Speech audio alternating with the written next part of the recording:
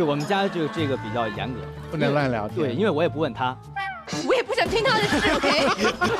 哎呀，这个问太尖锐了，上来没有一点客套，没有一点客套，然后就是面无表情，一点也不乐，两个人很正式的谈话。在这3次恋爱当中，都已经是瘦下来的了。没有，15开始，一直胖到19岁、20岁，突然胖起来。对，发生了什么事？但是就是离开了校园，下海了，开始说相声了。为什么说相声会变胖啊？很粗鲁啊！因为我们好吃懒做呀，对，动嘴啊，身体不用动啊，这么聊天很开心啊。好，郭麒麟非常慷慨的让我们去拍他住的地方。你住的地方不是你买的房子？对，其实是我租的房子，因为我不是北京户口。纯粹是因为这个原因？是这样的，您可能不没钱就说没钱的兄弟，这不丢人。是，23岁买不起房正常。可是你现在应该有一些钱了吧？没有。我在我家公司，我爸我妈也抽我钱的。你说你父亲以经纪公司的身份抽你的费用？他也是职员，我们是一个 level 的，对，一个级别。你为什么不开口说爸，你那么有钱，你就分一点给我啊？那算了，不着急。想说你在等什么啊？早晚有一天是他。真的？不是，我那意思，现在我还小，这个不孝子你。我现在还很小，所以我不是很着急，说我现在就要房，我现在就要什么。所以租房子你觉得无所谓吗？对我很 OK，而且他不 OK， 因为他说他去租房子都要派朋友带他去看房子，他不愿意本人去看，对，怕被人家认出来是郭麒麟。但每次基本都能被人家认出来。所以你现在已经红到，就到哪别人都认得出你是谁。不是，这跟红不红没有什么太大关系，就是我的声音可能比较有辨识度，戴一个帽子，戴一个口罩，就已经裹得很严实，但只要一说话，我说这个房子，他说，哎，您就是郭麒麟吧？又不能说话，这可能他猜不出来。那令尊大人知道你在租吗？知道啊。他是不是有觉得你这个孩子有骨气？没有，觉得我这孩子很讨厌，就是为什么要出去租房子？为什么不在家陪他？是你也可以选择在家陪他。对，但是因为他家实在住得太远了。有明星去过你家吗？没有。我算吗？哦，你是明星啊？有，对不起，很失礼，不好意思，我也失礼了，哥。我其实不是要问关于烧饼的事，我是要问，听说毛不易去过他家。哦，对，我去过毛不易家，他想上我家来，我没让他来。为什么？因为他家很乱，我怕他把我家也弄乱。哎，相声艺人的逻辑真的太奇妙了。因为他有一大帮室友，就是他合租啊。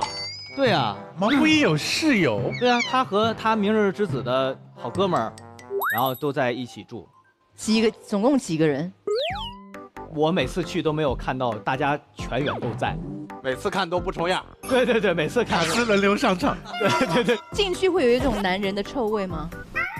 也还好，反正戴着口罩就还行。你刚讲的时候是有流楼向往的神情吗？好，我们要带大家去看郭麒麟先生的住处了。家中的物品很多，可是断舍离的方法很简单。第一步，开家，每期节目将会派出助理主持人潜入嘉宾家中进行物品大搜查。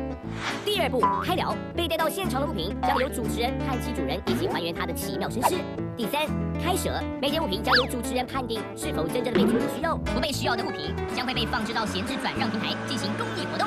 期间，物品主人有且仅有一次挽救心中挚爱的任性保留权。那么接下来，让我们来看看郭麒麟的家里有什么东西吧。好，我们现在已经来到了麒麟哥的家门外，然后呢，马上就要进去了，现在内心有点激动。其实也没什么好激动的，因为是单身男性的家庭，应该只是脏乱差。而且呢，麒麟哥也是个相声演员嘛，里面根据我的猜测，应该就是红木地板、红木砖、红木，全是红木，好吗？5公里。让我们看一看他家里有什么吧 ，Let's go。来到了郭哥的家，真的很现代，跟我想的完全不一样。很干净。奶茶不止你没有想到，恐怕连大家也都没有想到，郭麒麟的家竟然会这么的简单。而单身男性的家难道都会是这样吗？不禁让人感觉到了一丝丝的凄凉。我们有悄悄地调查过，女性关注单身男性的家庭最关心的区域呢，其实就是客厅。客厅很好啊。对啊，你们可以看一下后面，全部都是游戏机。哦，哎呦，少班主竟然有这么多款游戏机和游戏碟片，你不会是一边打游戏一边在家说相声吧？少班主啊，你花这么多时间在游戏上面，哪还有时间谈恋爱呀？再看看这，真的毫无升级的4盆植物。什么？哎呀，这窗边的这些盆栽是中毒了吗？少班主啊，你到底有没有在认真的养它们呢？他真的不关心他们。哇，这片桌子跟他的植物一样没有升级，因为全部都是药。哎，这有病历本，直接看病历本吧。还有鼻炎、急性肠功能紊乱，还是什么啊？这是治牙的。哎，感觉浑身上下没有一个地方好的。少班主，你是得了什么病啊？你的身体是出了什么状况吗？生发钉，真气人。原来郭麒麟也有脱发的困扰，现在头发不会是偷植的吧？营养药，一个奇怪的软膏，寺庙丸，这是治疗痛风的药。少班主，你的痛风会不会和喝酒有关系啊？难不成是跟于谦老师一样喝酒喝多了吗？让人气愤。他连病历本都让你拍吗？对啊，那个病历本是剪辑出来看了只有2、3页，但我当时真的翻了很久，病真的很多，就是从上到下都有哎。所以你现在是全世界最知道他的病的人。倒也早就忘记了。你才23岁，你怎么回事啊？这个其实看着病很多，其实都是各种小毛病。痛风很可怕哎。是有点可怕。您有吗？不是，我有听朋友讲说，痛起来真的是想死。我以为看见病友了呢，我以为是，确实是。当时我浑身颤抖，但只犯过1次，而且那次其实我也不是说经常喝酒的人，那次我觉得是由多重因素共同造就的，而且确实体内这个嘌呤确实高，而且痛风是会一直发作的。是，后来就偶尔会感到有些疼，但是没有那天那么严重。对，令珍大人有痛风？没有，也没有。你身体是不是比你爸还差？也要不怎么要老2呢？这玩意儿，抓紧要盖胎吧。23不能叫夭折了吧？没事，费点劲了啊！意外兄弟，因为你不是一直在等你爸吗？要等他的钱，你这样我怕你等不到。我让头里等他的吧，也没有，反正这都是多种因素，而且他也不是什么大病。你看到今天我眼睛还稍微有点红，就我之前曾经得过结膜炎，然后现在可能又有点要复发的意思。就是我得的这些病，平时看不出来，只要这免疫力一下降，然后它就都冒出来了。你们觉得是因为他没有人照顾吗？有关系吗？如果知道他生病的话，你们会冲去他家照顾他吗？不会。你们是真粉丝吗？我都应该说是的，我照顾他，我要嫁给他。会不会报警？你们现在知道他这么多病之后，还深爱他的人举手。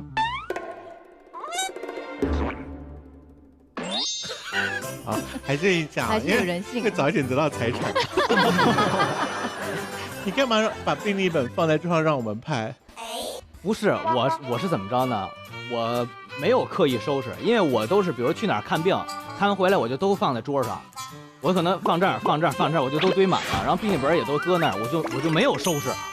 就因为我家里没有什么需要去藏的东西，说千万不能让大家拍到的东西。可是单身男子的住处除了游戏之外，有一种休闲的东西完全没有拍到吗？走了，人走了。什么呀？休闲的东西。他家有粉色的拖鞋。粉色的拖鞋。哎，你拍了吗？你们应该有素材吧？啊。哇，哎，这真的有女士拖鞋，这真的是女士拖鞋，为什么？我觉得这个可以列为我们带回现场的东西，让他解释一下为什么会有女士拖鞋。所以粉色拖鞋是你穿的吗？不是，给助理穿的，给助理穿的。我助理脚太大。化妆师是当时我租这房子的时候，因为不是我出面嘛，是我经纪人出面帮我租的房子。然后我经纪人呢是个男的，他又非常懒，然后他有2个好姐妹，然后这2个好姐妹就上我家帮我收拾房间。然后呢，她来我家，因为我家没有女士拖鞋，然后她就自己带了一双，因为穿那个就这种鞋在家会踩脏嘛。然后带完她就没带好。然后以后如果说上我家串门来呢，也方便直接穿自己的了。这题好长。对，这么无聊的一个问题，你怎么可以解释这么久？不是，确实就是这个，因为不是我穿。这么解释你就相信了吧？对，我们很恨我们自己，为什么要问这一题？请问你一天要吃多少颗药？我一天其实就不吃药。我得了病都是抹一抹，吃一吃，看快好了，差不多我就不吃了，我就想不起来，我就懒了。然后稍微身体舒服一点就开始酗酒，是不是？不舒服也可以酗酒，不分有没有身体问题。你是会喝到真的断片吗？那倒不会，我不会喝断片了，所以不会做出一些让自己后悔的事。对，你喝醉可以上台讲相声没有问题。那我师傅还行，我差一点。他行，我不行了。哦，对对对。你们上台前如果过于紧张，可不可以偷偷小喝一杯？不会啊，不会，真不喝。这是我们班规当中严令禁止的。但是下了台可以狂喝。对，你只要不耽误演出，其实你怎么喝都没人管你的。啊，我听过一个传闻说，你保持你的好朋友大概10个人左右，差不多，有时候甚至都没有那么多。然后好朋友来你家之后，只要坐了半小时，你就希望他们走。对，就是他们不来的时候，我好期盼着，哎呀，你们快来吧，快来有人陪我吧。然后到家待了一会儿，我觉得，哎呀，快走吧。为什么？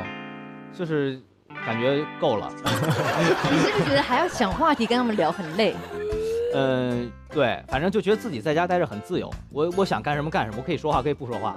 那你就不要叫人家来啊。不来我又很孤独。他刚搬出去那阵儿，家里就一个床，没有任何的家具，就是你来他们家就得躺炕上。你说连客厅的桌子、沙发都没有？他那阵儿说，反正就说家里就一张床，我有沙发，他不拍着他坐哪儿？他不坐我沙发？原来嘛，原来也有沙发，原来有。而且不但没有椅子，也没有衣橱，哎，是用那个衣架直接挂吗？不，是因为衣橱实在挂不下了，所以挂在外边了。哦，所以你衣服是多的啊？对，都在里面。他那个衣橱我觉得很小，然后基本都挂不开了，我才挂在外边。你去毛不易家是一起打游戏吗？不是，其实就是上他们家喝酒吃饭。然后聊什么？我们聊的太多了，就是什么天南海北，聊一聊工作，聊一聊艺术。这个看能不能挖掘出我作为想成为一个音乐人的梦想。我再看看他有没有相声梦。听说你跟毛不易想要开一档节目啊？对，我们就假象吧，花花万步。我假象。所以你们2个人是觉得很合得来，要主持？对，我们俩就是比较聊得来，然后呢也想，做一档这种类似于访谈也好，还是说上家串门也好，反正就类似于这么一个节目。所以你很想访问别人哦？就是很愿意和别人聊天。你没有啊？你不是30分钟之后就想要把人家赶走吗？所以我们节目就30分钟，时长都想好了，剪出来大概5分钟而已。我是前30分钟，后30分钟就毛不易来问，30分钟立刻对来宾生厌。对，说请你离开我们现场好不好？送客。你最近都在上声乐课，对不对？对，前一段时间。你是不是最近说有放弃相声呢？为什么要放弃？他半年来都在演戏嘛。啊，对，就是这半年没有相声表演。没有相声表演是因为没有人邀请，还是说你自己拒绝表演？首先是我这段时间就是上半年不太想太多的去表演相声，因为本身我们德云社相声演出非常非常多，然后我们何必自己跟自己去竞争去 PK 呢？你演戏的时候也是讲话这个声音吗？我演戏那就得看角色了。你可不可以用正常的语气？就把北方口音拿走的话，就比如说你要跟他讲说，小美，我真的深爱着你，可是不要用相声的口音说。可能我可能说话偏北京是吧？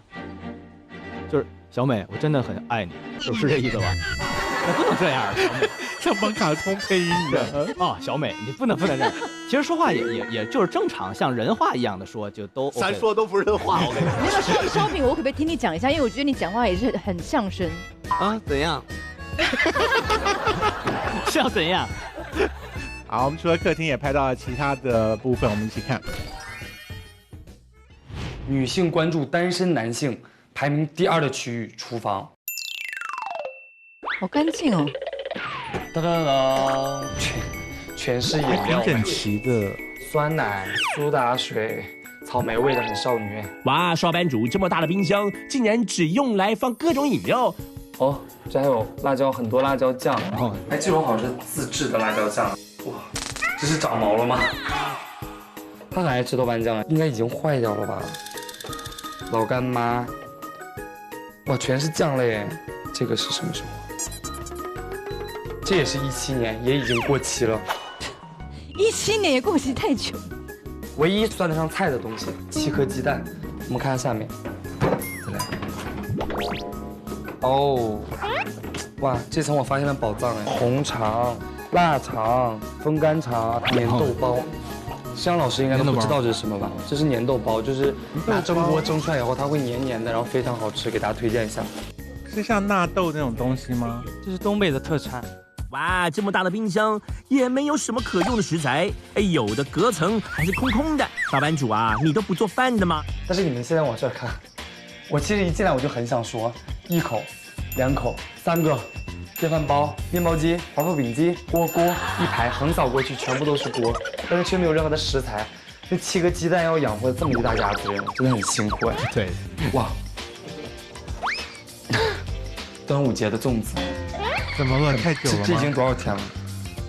哦，是有点久，好像你馊掉了。买这么多小家电放在厨房也不怎么用，也太浪费了吧？少班主，你不打算解释一下吗？而且这只是表面的一层，它后面我再打开下面的柜子，都是锅吗？对，全部都是，就各种各样的电器。还是说其实你非常爱做菜？我非常喜欢收集这些个东西，收集锅子。收集各种家用电器，收旧家电，包括吸尘器跟扫地机器人这些吗？对，我都有。就是我非常喜欢，非常憧憬智能生活。不会一个人的时候还会跟人工智能聊天吧？那我也太孤独了，我怕30分钟之后我让他走了，我指着扫地机器人，你给我走，上外面扫去。所以你现在心目中还有没收集到的？就是很先进梦幻的家电吗？其实也有，比如说像净水器。我不喜欢这段访问，可以不要聊这个吗？你这个人真的很莫名其妙。什么叫做我喜欢净水器？这有什么好聊的？好，我要问那个过期的酱是怎么回事？那个酱吧，就是看那个豆瓣酱啊，那豆瓣酱其实是一个瓶儿。哎，你有发现他真的很喜欢解释，他每个事情都从头讲到尾。这真不赖他爱解释，真赖你们爱问。对呀，这个很简单，就是忘扔了，或者是就忘记了日期。他们是真爱问这些无聊的事。不是，你干嘛猛买酱料？你如果会忘记，它不是豆瓣酱，你们以为它是豆瓣酱，它不是豆瓣酱。它是豆瓣酱的瓶儿，里头是我姑姑给我做的炸酱。是我吗？我不是你姑姑吗？是我那个姑姑，有血亲的姑姑，亲姑姑是不是？奶茶，因为我们呢要帮他清理一下厨房，所以你是不是带了什么东西来？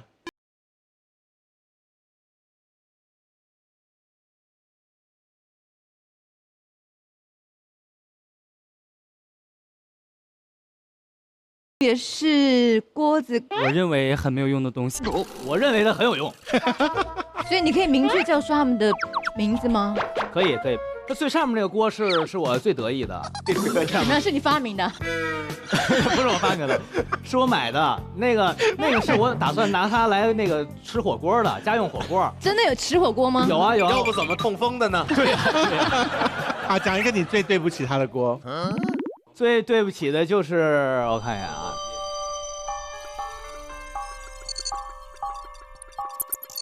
就是那个黄色的那个蒸蛋器。对，蒸蛋器啊，它怎么了？蒸蛋器，因为我从来不拿它蒸蛋，不能蒸鱼，就只能蒸蛋啊。那没有那么小的鱼啊。不是，只能蒸蛋，这会不会太它里面就有一个位置，只能放1颗蛋是吗？二位主持人这么比我们都年长，不知道蒸蛋器是什么？需要我们俩孩子给您普及。没有必要吧？什么锅子都可以蒸蛋，你为什么要买一个只能蒸蛋的锅子啊？就是因为它是卡在里边，它不会跑。我一看，哇，它只能蒸蛋。这 totally 是一个废物哎。还好，其实还好。好，现在请 S 帮我们决定要走还是要留。我决定，我非常憧憬智能生活。那最上面这个锅是我最得意的，我从来不拿它蒸蛋。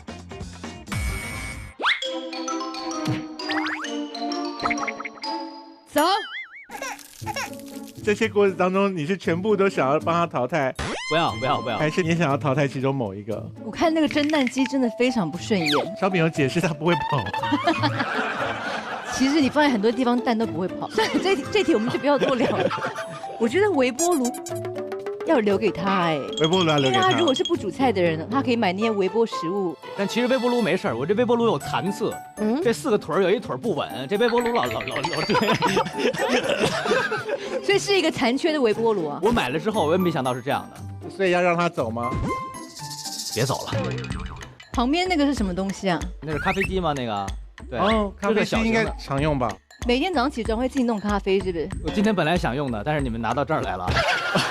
我是每次有通告啊，要工作之前喝一杯，但是我今天在找，只要是他如果没被拿走的话，你每天都自己弄一杯咖啡，用这个机器。工作时候我是拿它当中药喝。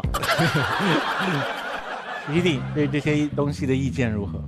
我觉得蒸蛋器，还有那个微波炉，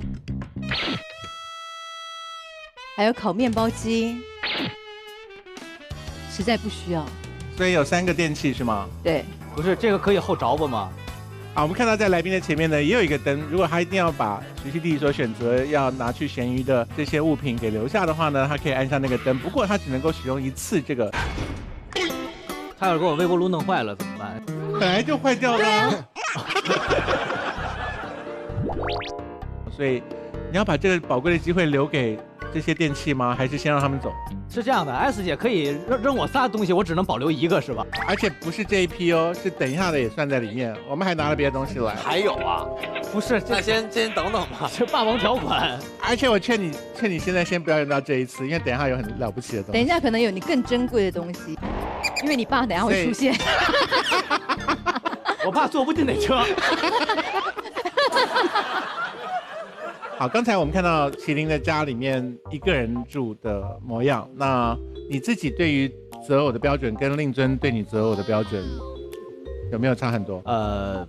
其实我爸对我择偶还真没有什么太多的影响。现在他唯一的要求就是赶紧、快结婚。你才23呢。我师傅想50岁抱孙子。好，所以你的择偶标准也是随便吗？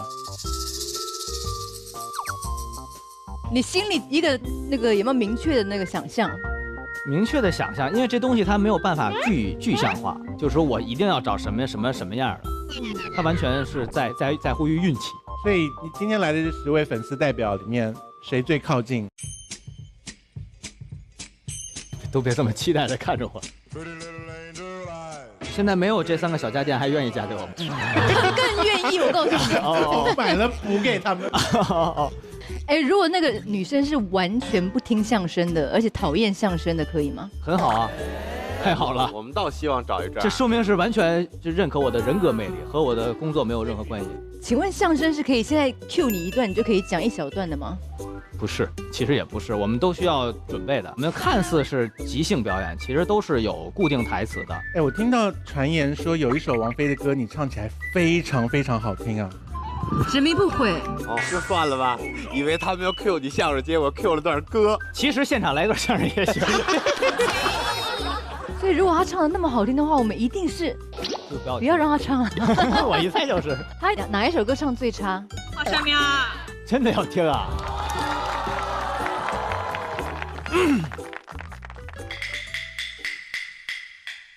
这一幅扇面画的北京城，北京城来实在威风啊！里9外7皇城4啊，9门8殿1口钟，3公路远画朝廷，文武官员列摆西东啊，就这意思吧。唱得很好啊。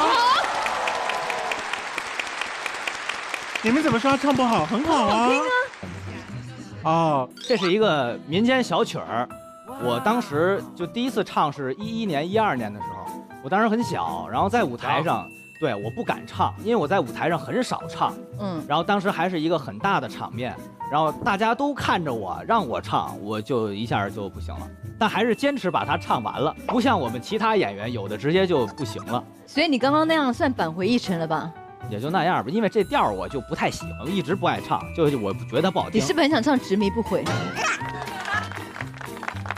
这一幅扇面画的执迷不悔呀。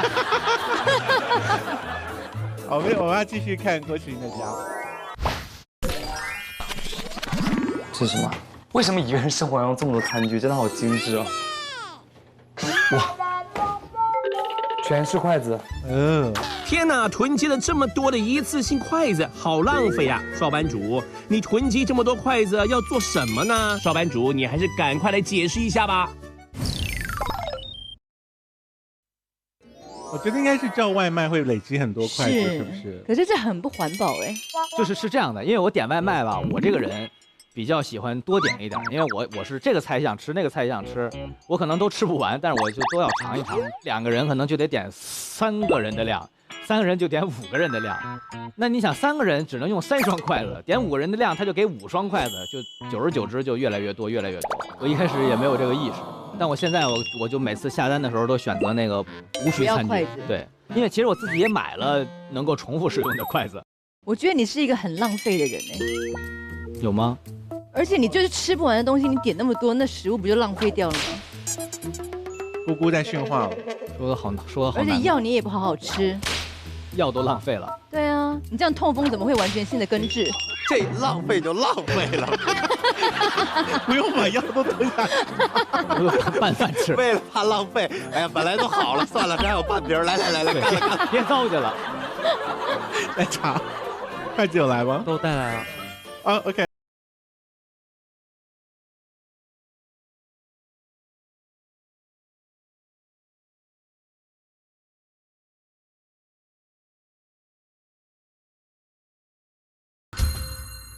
全部都是，其实是一小把，我那个抽屉啊，装满一抽屉就拿回家一次。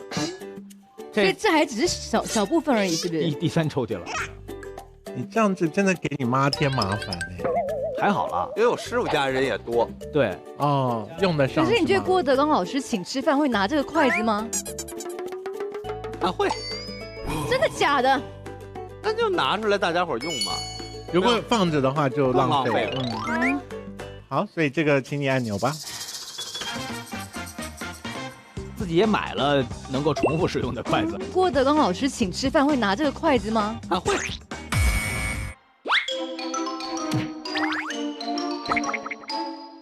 好 ，S 宣布这个也要上咸鱼车。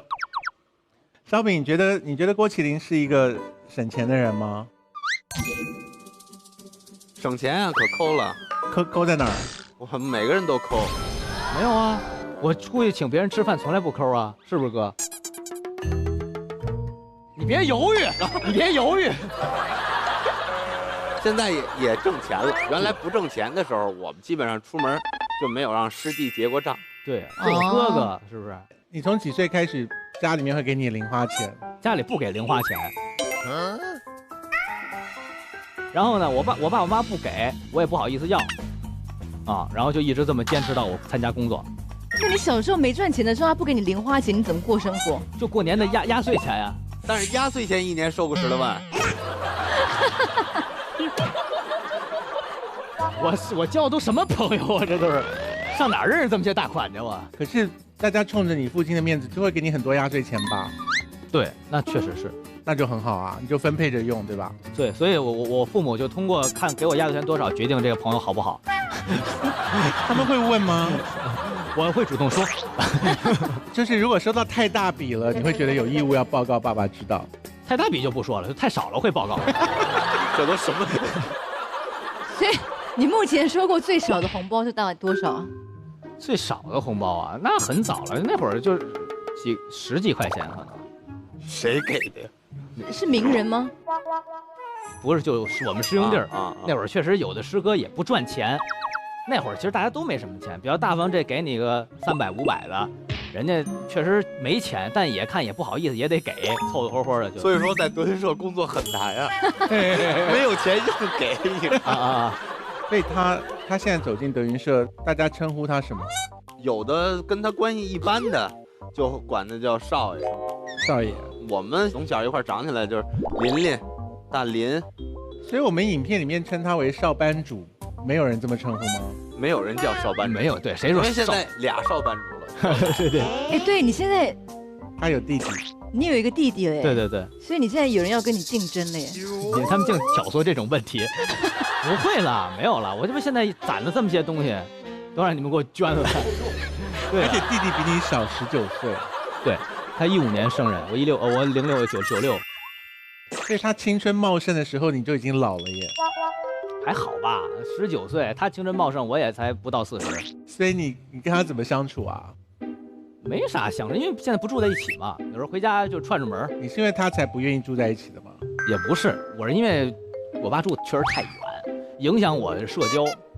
所以那时候不是他一出生你就搬出去了吗？他15年出生，我17年才搬出去的，所以还是忍了2年。对，我实在是没忍住。哎呀，气死我了！你当时说要搬出去，难道不怕爸爸误会说你是？这是一个调解节目吗？这是一个家庭访问调解节目。不是，你现在原谅不原谅你爸爸？好，这棍儿一打开，我爸站着来抱。父子相认，郭德纲今天被 Q 了好多次。哎呀，我问你哦，你第一次知道有弟弟这件事情是谁告诉你这个消息的？是有一次我和爷爷奶奶在一起，然后就是我们一家子，我爸、我妈、我爷爷、我奶奶，我们5个人在一起的时候，我爸说的。所以你爸说的语气是哪一种？很兴奋，还是说有点小心翼翼，怕你受伤？没有，就是，你看我模仿一下我爸当时那个动作，就这样说，然后就这样说出来就，然后爷爷奶奶很高兴。他不是得意的吗？那怎么？那你当时怎么反应？立刻拍桌离场吧。没有，也没有。当时就是啊，我也觉得就是啊，是吗？哦，这样啊。但是凳子都捏碎了，是不是？对，越坐越矮，越坐越矮。你总得说一个太好了吧？哦，我说啊，好事，挺好。那你有买东西送给你是弟弟吗？弟弟，买了，但是没用过。是转过年来，然后我妈过生日，我就想送我妈什么东西好呢？然后呢，我就有师兄弟出主意说，你不如给你弟弟买一个，因为现在你妈刚生完孩子，肯定重心都放在孩子身上，你不如给你弟买一个，就也算是给你妈买了。我就给我弟买了一个那个，算是小摇篮那种的，就因为他很小嘛，刚出生2、3个月，其实那个应该拿这儿来，家里现在没用。对，就是一个小摇篮，然后它是电动的，然后这个摇篮能在这儿晃，对，在这儿晃。当然也没有说能一直晃得那么剧烈，那可能是诚心的憋坏。如果是你送的，大风车，你看嘛，他自己心里有在想这些事情啊。我们都没问。加一个电击，哈，死亡飞车，说死亡飞车，我去你的吧，吐奶啊！好不容易订到一个，让妈妈开关开了以后，这不能用，赶快收到旁边去。没有，就买了这一个，然后呢，就一直放在家里的地下室吃灰。所以弟弟现在已经会讲话了吧？会讲话，会报警了都，会叫人了，什么玩意儿都？快把我哥带走，背进来。好，我们看看还拍到了什么。我们现在来到的是厕所，就是像我们跳舞的人，很多时候我们编舞会在哪儿编呢？厕所，是认真的在马桶上。我觉得麒麟哥应该会在这个马桶上想出很多段子，我们的创作来源可能都是在这个马桶上。不过他这个是……天哪，少班主，你那个小凳子到底是来做什么的呢？不会是什么高登新产品吧？还是你有什么隐情呢？哎，他的洗漱台跟我想象的不太一样，东西还蛮多的。哇哦，没想到少班主是一个精致的猪猪男孩呢。它这里面东西真的很全，爽肤水、洗面奶、刮胡刀、剃毛器。哎，不是，但是它这里面东西真的很全，但有个很恐怖的事情，就为什么没有牙刷呀？怎么可能？可是你的牙刷上哪儿去呢？哎，少班主，你是靠嘴吃饭的呢，不刷牙不怕会吓到观众吗？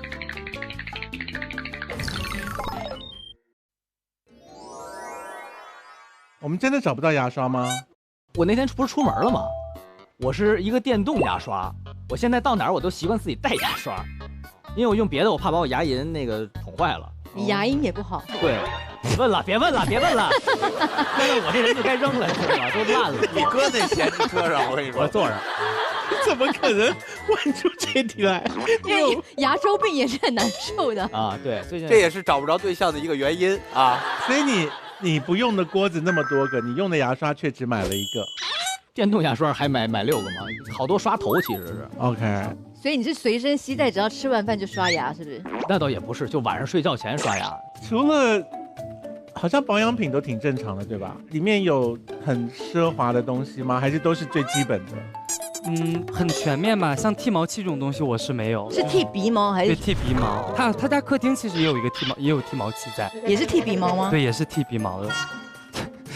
因为病历本里写了有鼻炎啊，所以可能需要注意一下。那是客用的。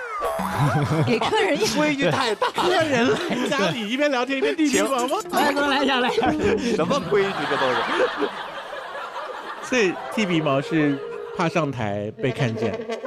应该是。其实原来也不怕，但现在吧，就好多人拿那个镜头照得太清，特别近。所以你是有看过有露鼻毛的照片在网络上，是不是？不是通过那个看，就身边人说，哎，我就是比如说我们俩这个距离，哎，你看现在就已经说来就这样了。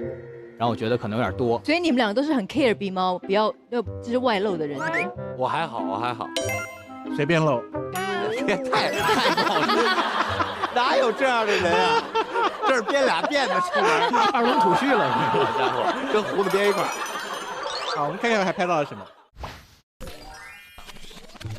嘿，这是一个储藏间，储藏间好大哦。哇哦，终于来到少班主的储藏间，可是这也太干净了吧！娃娃，好想知道是哪位田螺姑娘来打扫的呢？让我们来看看储藏间里面会有什么东西吧。它有很多电子设备，就有光、三脚架、做直播吗？镜头，这边。男孩子房间里有娃娃，它不只是娃娃，它是故事，它是一段回忆，它是一首歌。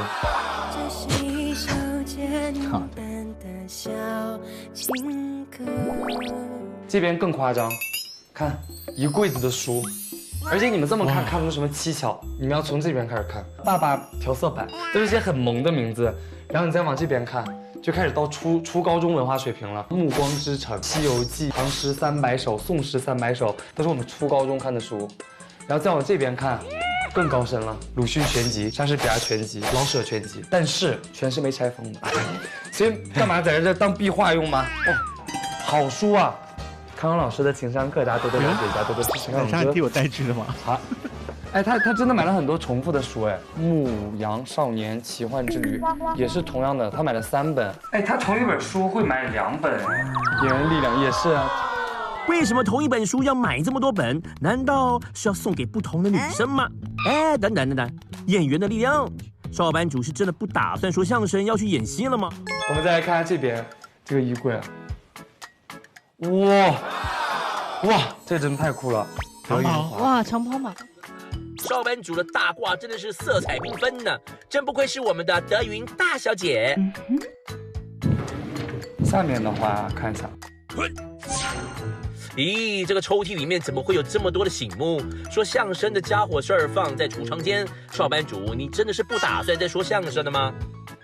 哎，这个快板怎么会有名字呢？奶茶，你好像发现什么不得了的秘密了。少班主，你还是赶快来解释一下吧。终于拍到了相声界的东西。是，我以为你们上台的袍子的颜色有分辈分，跟就是舍得与不舍得有关系啊。就比如我舍得花，我就想怎么做怎么做。如果你的长辈穿黑色，你穿鲜黄色，你这样不就是太抢眼了吗？都无所谓的。所以你跟前辈上台的时候，2个人不会互相打量今天穿什么。们可以提前去商量一下，其实会尽量选择就是颜色能配一点、靠一点的，其实会好一点。那如果讲好就是颜色配一点，可是后来你事后加了很多亮片在上面，哦，是吧？我缠一圈 LED 灯，可以用华丽的纹路吗？龙纹啊什么？可以啊，但其实这样是不利于你表演的，因为你只靠嘴，我没有服装，没有道具，你再穿一个抢眼的衣服，那观众更老注意你这衣服了，你说什么其实他都不在意。对，那些颜色鲜艳的你很少穿。原来穿的可能多一点，现在少了。而且那个柜子是我大褂当中的一小部分，是我现在还能穿的。我原来有很多我胖的时候的，我小的时候的大褂我都叠起来放在其他柜子上。所以你们不会觉得自己穿了大褂之后变得比较帅吗？但大褂确实帮相声演员加了不少分啊，加了不少分，因为它能够遮住你身材上的一些个弱点。那你们何须要减肥呢？是因为实在遮不住了，遮不住啊！对呀，大褂不擦脸干呀！啊，对，我给你看他们这一团减肥的成果。OK， 好。哦，这是你吗？麒麟以前长这样，对，是我。所以你们见过他这个时候吗？那个时候还没喜欢他吧 ？No。你真的很现实哎，你们那时候已经讲相声了，对不对？对，我从10年开始讲，这大概是我13年、14年。你有没有变瘦？你的相声的表演方式是一样的。对。那观众群有因为你变瘦而增加吗？有。所以你的减肥方法是健康的吧？就还算健康吧，反正起码吃的得少一点。看看。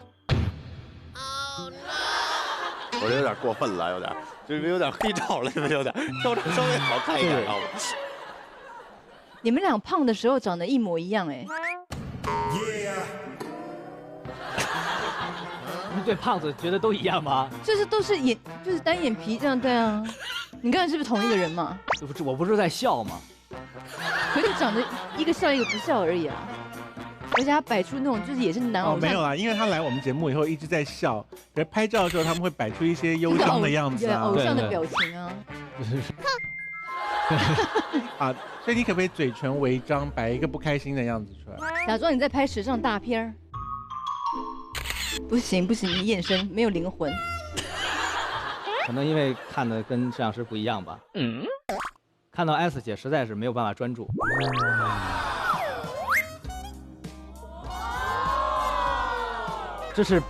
我就想这个讨好一下 S 姐。哦。一会儿就少问我点尖锐问题，是不是？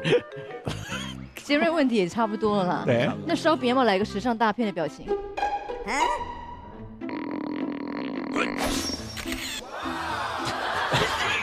那是刚出狱吧？愣 Q 我。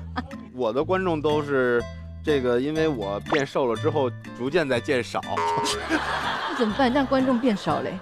所以该结婚就结婚吧。你们相声的 opening 是有固定的吗？这是第一句要讲什么？感谢大家的掌声鼓励啊！上来得客气客气嘛啊！观众给你鼓完掌，你就得客气。今天又到我们哥俩给您表演了，所以一出场大家一定会给掌声。因为我们毕竟也演了这么多年了，大家伙儿都万一是一个初次上台的人呢，大家都不认得，礼貌会是礼貌性的。啊，奶茶，你有带来了什么？有把他的醒目给带过来。好，我想见识一下，麻烦你。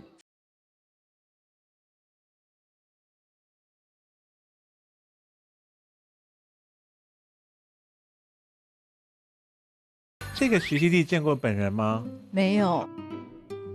这是别人可以随便乱摸的吗？可以，没关系。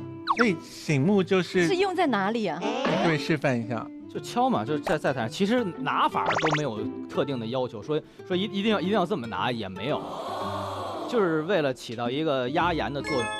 是在演出刚刚开始的时候，就是大家可能刚进场，还没有冷静下来，可能头里说几句定场诗什么的，然后到最后拍一下，哎呦，别没坏了。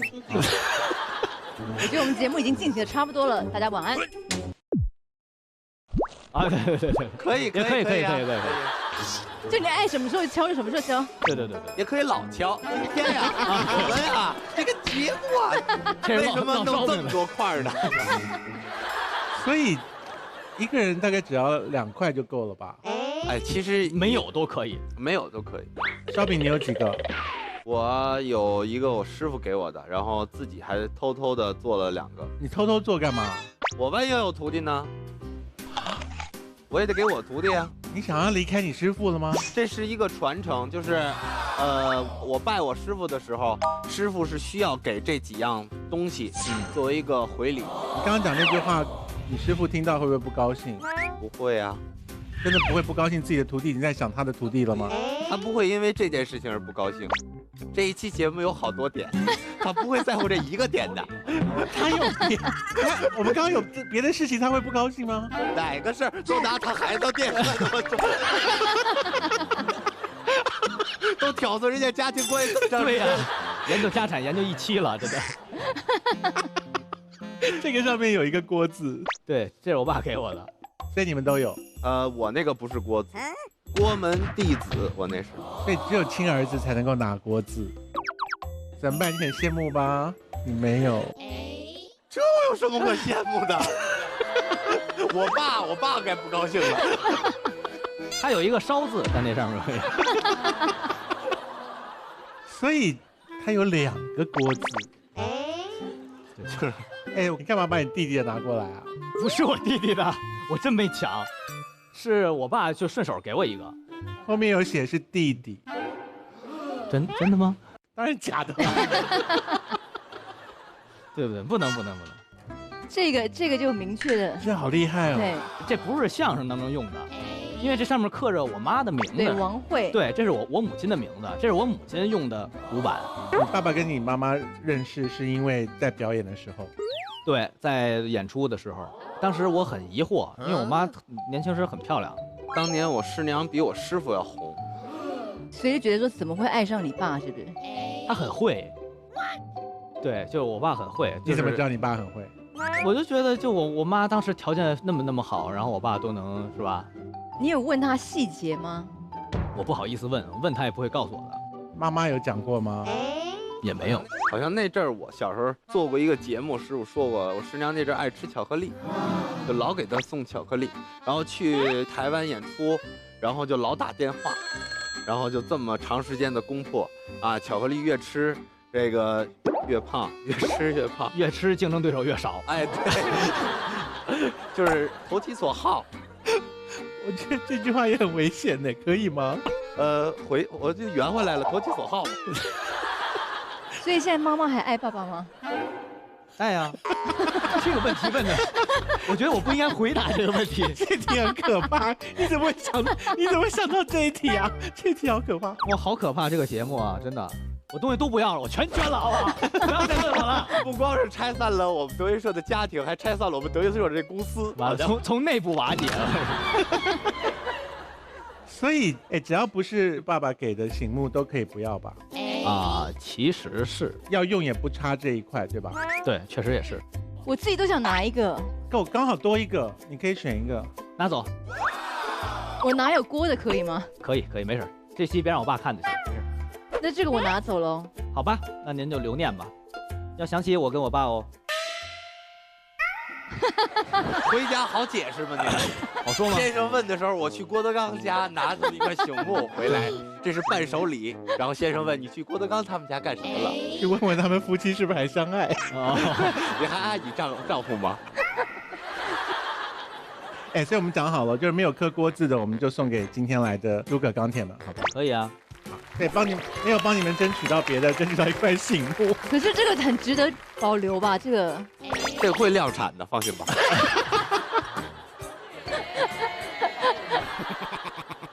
你爸在家里会感伤的讲这种什么我的事业要交给你了，或者是什么我现在要退休了，会讲这种话吗？有时候会。最近他才不到50但他就觉得不太想这么像之前那么拼了。然后最近就总是有意无意的要跟我提一提公司管理啊，然后你得努力啊，如何这方面的。我感觉可能是最近我们德云社发展的每一个人都是比较有名气了，崭露头角了，比较放心，现在的状态是最好的状态，他也比较想休息休息。他还会介意徒弟比他红吗？不会吧？我觉得天底下没有人比他红可是岳云鹏不是蛮红的吗？那是我们德云社前2年最红的相声演员。我说了郭老师是天下最红就好了，你切那句干嘛？哎呀，把那段剪掉好不好？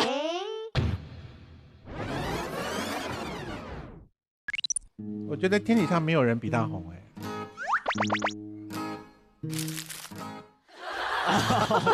这是一个剪辑点儿，用不上了。我们整集在触他眉头，你还不给他讲一句好话？所以爸爸讲这种话的时候，你要赶快说，别说这些你青春正茂啊什么讲这种话吗？我就说好累的，我不想管，你真的不想管吗？就确实不想管，你管了就可以管他这是一个很了不起的事儿，这是一个很了不起的事我就能天天在家给他剃鼻毛了。啊，所以你这样讲的时候，爸爸会露出失望的表情吗？就是还会再接再厉，过一段时间还会再问。他觉得迟早有一天你会就范。等老二大了的时候就不问他了，宝贝儿，你得努力呀，不能跟你哥学呀。怎么办？他也喜欢这个笑话哎。因为我们为什么要在德云社待这么长时间？为什么呀？那吃瓜吃的时间长一点啊，这放长线钓大瓜呀，我都。好邪恶的一个访谈呢。对，当时我就说，这 S 姐是我的人，因为她家有我家的令牌。你上他家搜，他是我的人。对他们两兄弟争执不下的时候，你就会姑姑就会出现说，令牌在此，谁敢造次？然后王慧就说：“请问你哪位啊？”我就说：“连我你都不认识。”什么狗血的剧情，真的。好，所以我们请你按一个灯，因为我们要把金堂木送给今天来的粉丝们。好。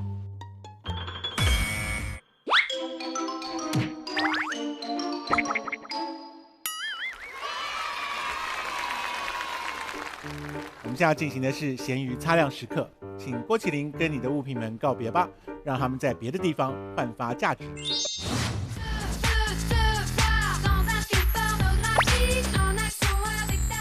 你要在这边下跪，然后跟他们说对不起，买了你们都没用。就是这个女人，把你从我的身边带走。你只要到别上写一段话就好了。哦，还得写字儿。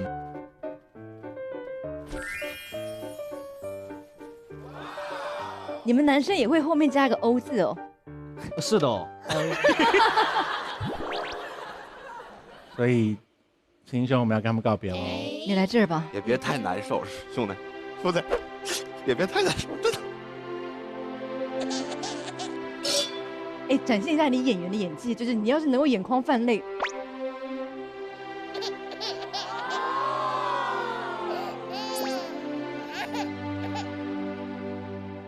行，有点过了，差不多得了，可以了。本期节目中所有艺人物品都可在闲鱼 APP 找到，相关收入将在公示后捐赠给光明优酷乡村艺术教室公益项目，为选定的贫困乡村地区捐建乡村艺术教室。好的，这些呢我们会拿去闲鱼，然后让大家，要不然就会出价购买，要不然就会用自己的故事来换取，是，然后这样我们就会得到更多的故事。所以上闲鱼 APP 或者手机淘宝搜索花花万物，参与同款物品公益活动，就有机会成为物品的新主人，而且能够解码更多的幕后花絮。今天非常感谢两位参加我们的节目，谢谢，很高兴听到你们的故事，祝爸爸长命百岁啊！好，谢谢，要保留好这个啊，我想要千秋万岁才行。好，谢谢各位粉丝参加，好，谢谢你们，谢谢，下次见，谢谢。本节目是由阿里巴巴旗下让闲置游起来的超厉害 APP 闲鱼独家冠名播出，专业修复，贴心呵护。本节目由功能性护肤品牌国品之光富尔佳赞助播出。关注燃烧小宇宙 P-School， 你将有机会成为花花万物见习电视制作人。关注公众号瞎操心实验室，了解更多花花万物幕后故事。聊自己的家，节目结束，您觉得对家有没有新的认识？还是有了一定的认识的，因为来之前确实家里放了很多用不上的东西，然后放在家里干占地儿，然后自己也想不起来用。我觉得要是能给其他有用的人让他们使用，我觉得会更好一点。今天录制完节目，通过断舍离的方式，您有没有找到家中对你最重要的那件东西是什么呢？其实发现对我最重要的东西应该是勤劳，因为只要把这家收拾好了，你有勤劳的这个特质，我觉得什么都留得下，不会像今天一样了。今天录完节目，您对康熙有没有想说的？多谢2位前辈嘴下留情，要不然我可能坚持不到这会儿。本节目由2亿聪明人都在用的超厉害 APP 闲鱼赞助播出。本节目由功能性护肤品牌果品之光富尔佳赞助播出。我们要欢迎我们的主角出场哦，欢迎他。我小时候看康熙长大的，所以就是问你问题，你敢直接的回答你想说的话。你有没有做过微整形？有一个3亿豪宅的存在吗？如果连这条都不打的话，那后面就很危险。我怎么没听说过有这种环节？怎么样？你是跟我吵架是不是？好，我们看看他去拍到了什么。带毛的袜子，脏兮兮的热水袋。这个抽屉里有没有什么？我不能相信，居然全是你。就是说你住在好几亿的豪宅里，可以停直升飞机200多辆车。哇！哎，那我有听过一个传闻，说你父母是有帮你安排一个未婚夫吗？怎么办啊？我喜欢看康熙，我喜欢看你们搞别人的是我不喜欢。这世界很酷。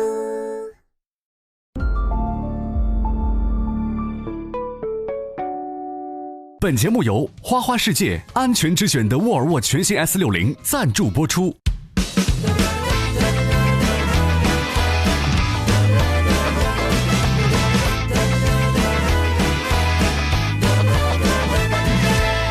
花花万物。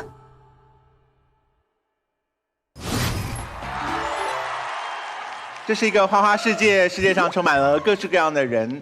每一个人都有很多的东西，我们每认识他的一样东西，就有机会透过这个东西而更了解这个人。每样东西被你拥有，都是具备了特别的原因的。这也就是为什么我们花花万物可以透过很多的各式各样的东西来了解我们想要认识的人。这个节目叫你还没讲完。来认识各式各样的人。这个节目叫做什么呢？花花万物，你还是要给我讲一句话。好聪明哦，你。很从容的说，我刚才想要加入你，跟你一起讨论什么什么的。哦，你刚才想要讨论什么吗？我刚才想要跟你讨论的就是说，可是有些物品真的需要存在于这个人的家里面吗？不需要，你家特别多这种东西啊，你家充满了我觉得不可思议的东西。你是说像是我老公跟3个女儿吗？对，你，他们是人类啦。比方说你的卧房门口为什么要镶一圈 LED 灯？这我也很想要问我老公，可是他是热爱 LED， 所以是怕我们去你卧房的时候撞到墙吗？那为什么你家的那个书柜要那么窄，然后一点灯都没有？你根本就进不去啊！我都侧着进去，肚子会顶到书墙。你为什么不做一个舒服一点的书柜？书太多啊，不像你家1本都没有。然后至少有40本。本节目由花花世界安全之选的沃尔沃全新 S60赞助播出。我发现我们那个助理主持人还是原来那一位，而且穿得好花俏。请问你还是星辰吗？我是李星辰，老师们好。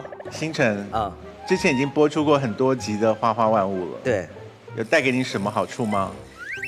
就是带给我的好处是可以继续录花花万物，这是第一个好处。然后我也接到了一些戏。你有接到戏？对，我本来就是演戏的。因为主持花花万物，可是你的脸很不适合演戏耶。可是我的五官是出众的，所以就是他们就会直接选择我。你说搬东西搬不动的很粗重的那个粗重吗？出众，就是我是精致的五官。反正你就接到戏了。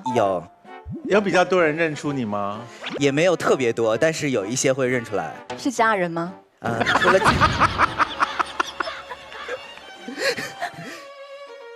好，我们今天邀请的这个来宾呢，很奇妙的是，在一个偏向传统的领域里面，却获得了很多新生代的注意。是这样子，一方面让新生代体会到传统艺术的美好，另外一方面呢，传统艺术也得到很多新的粉丝。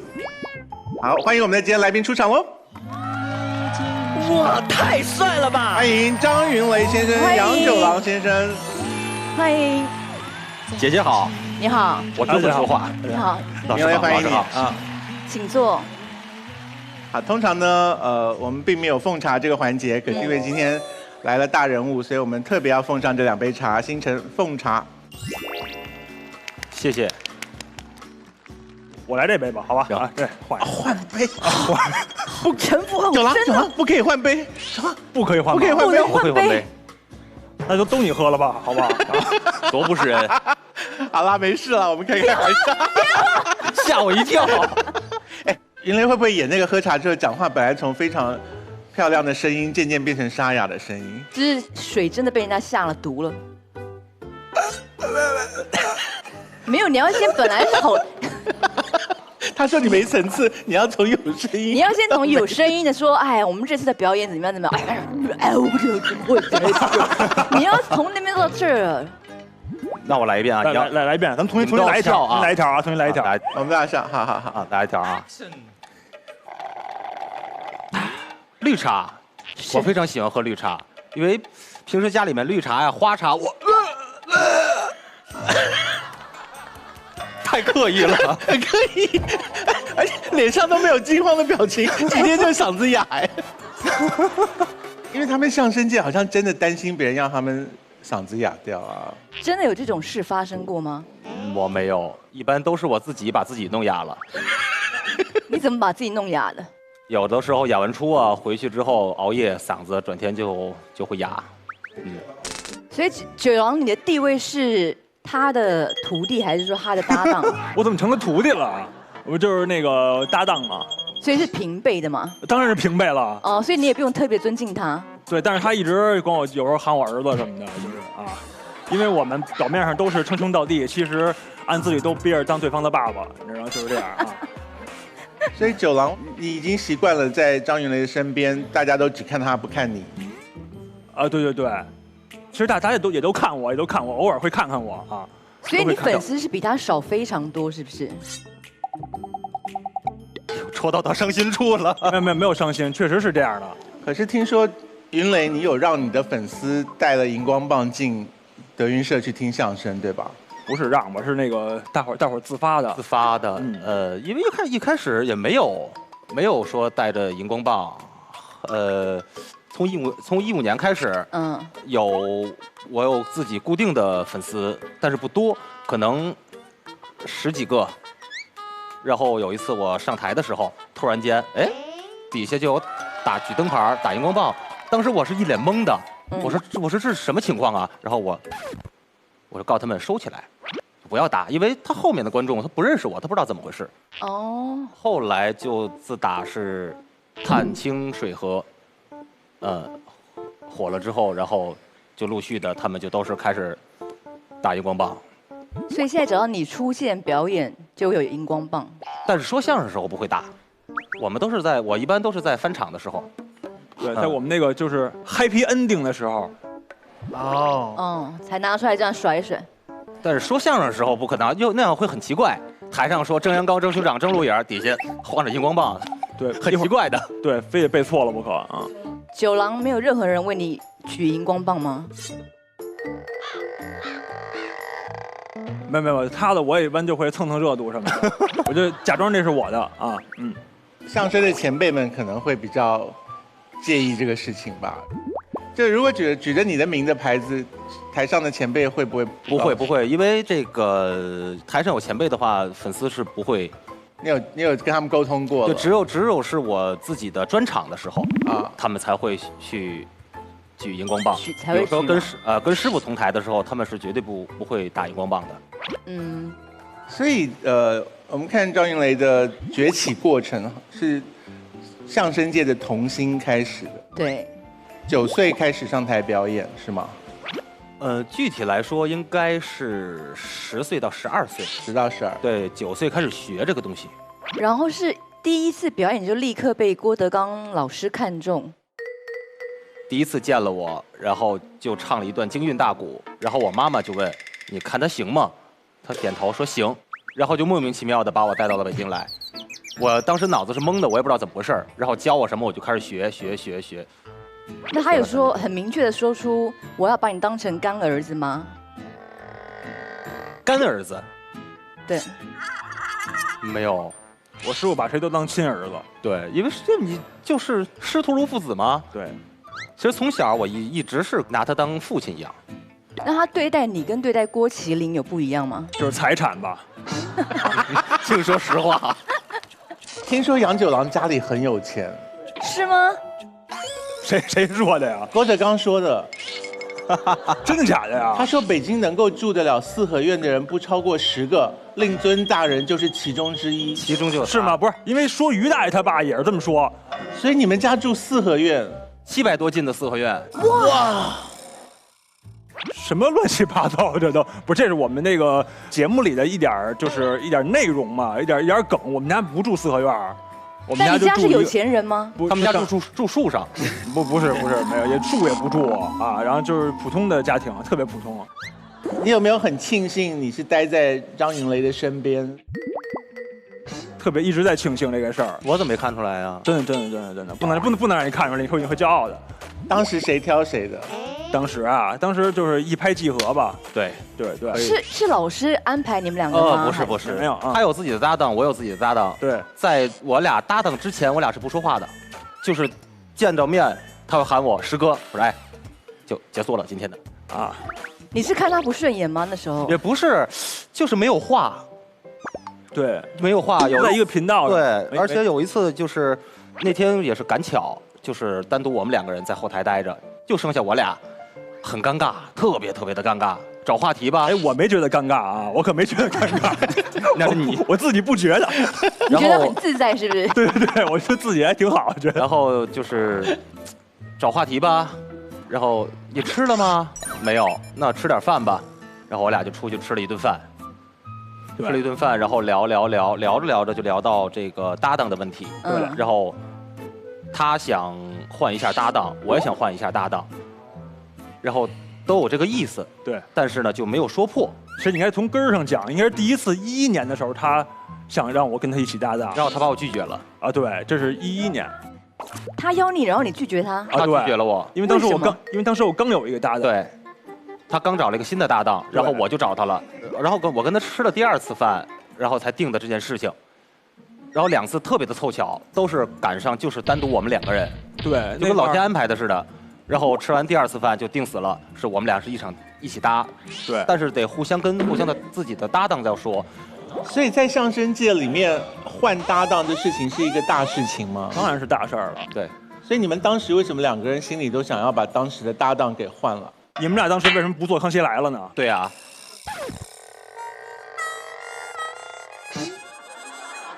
来，请回答，请回答我们的问题。就来做这个啊。对啊。九郎，我们2个不做康熙，真不是因为搭档的事情。因为我们现在还是搭档啊。对，我们俩也是，就还是搭档啊，还是搭档啊，有意思啊。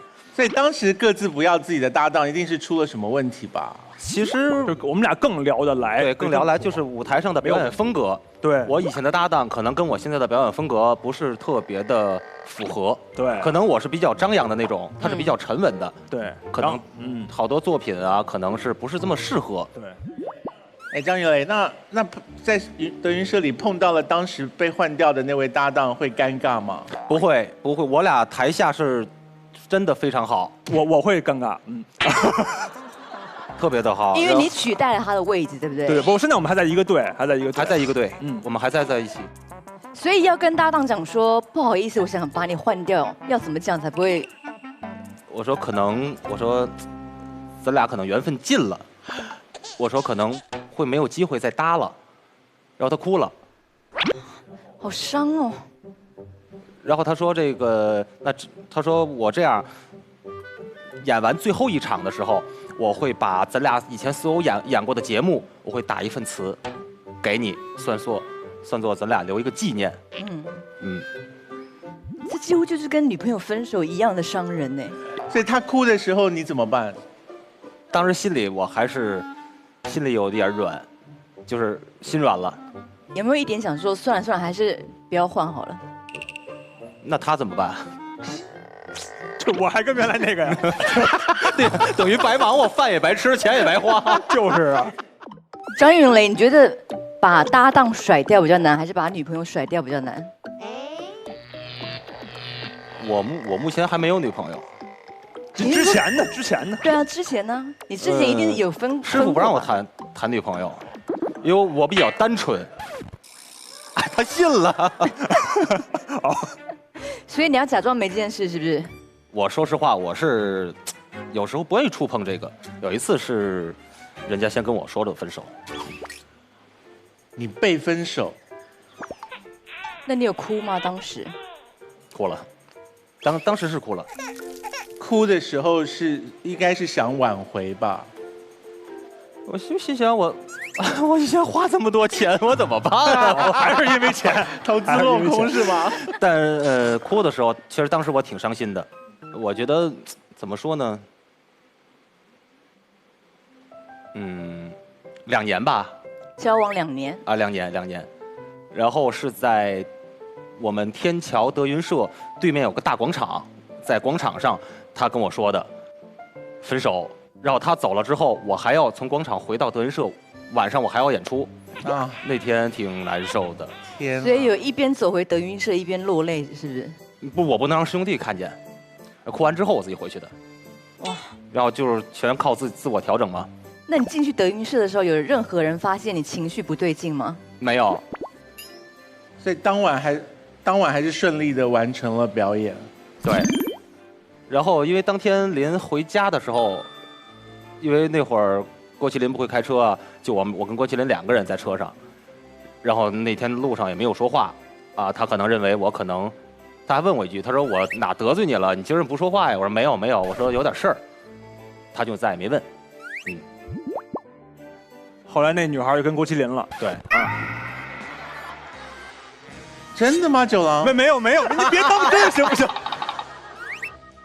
九郎，你私下是不是真的有怕他这件事？我不怕他，我怕他干什么？为什么？是哪方面怕他呢？不是说他睡着的时候，你根本连气都不敢喘一下。不是他呀，睡觉特别轻。然后我们一般助演出去呢，就是俩人睡一个屋标间嘛。我先睡着最好，就是这样啊。他先睡着，因为我睡觉的时候，我的房间里从来不放表。我不行，我受不了，我就真是睡不着。你就会听到。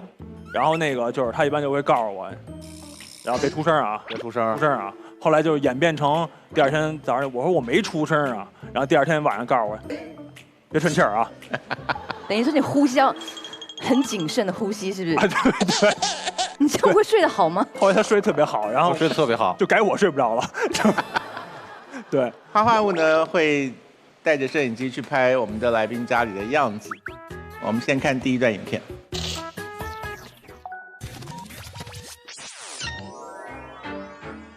欢迎大家来到张云雷的家里。作为第2位光临花花万物的德云社当红相声演员，他的家和郭麒麟的家又会有什么区别呢？生活中的张云雷又会是什么样子呢？现在就赶紧跟我们一起来看看吧。进入张云雷的家，首先映入眼帘的是客厅。张云雷的客厅十分简洁，欧式的壁纸，欧式的桌子，欧式的椅子，欧式的家居，还有一些欧式家庭中必备的大型个人写真。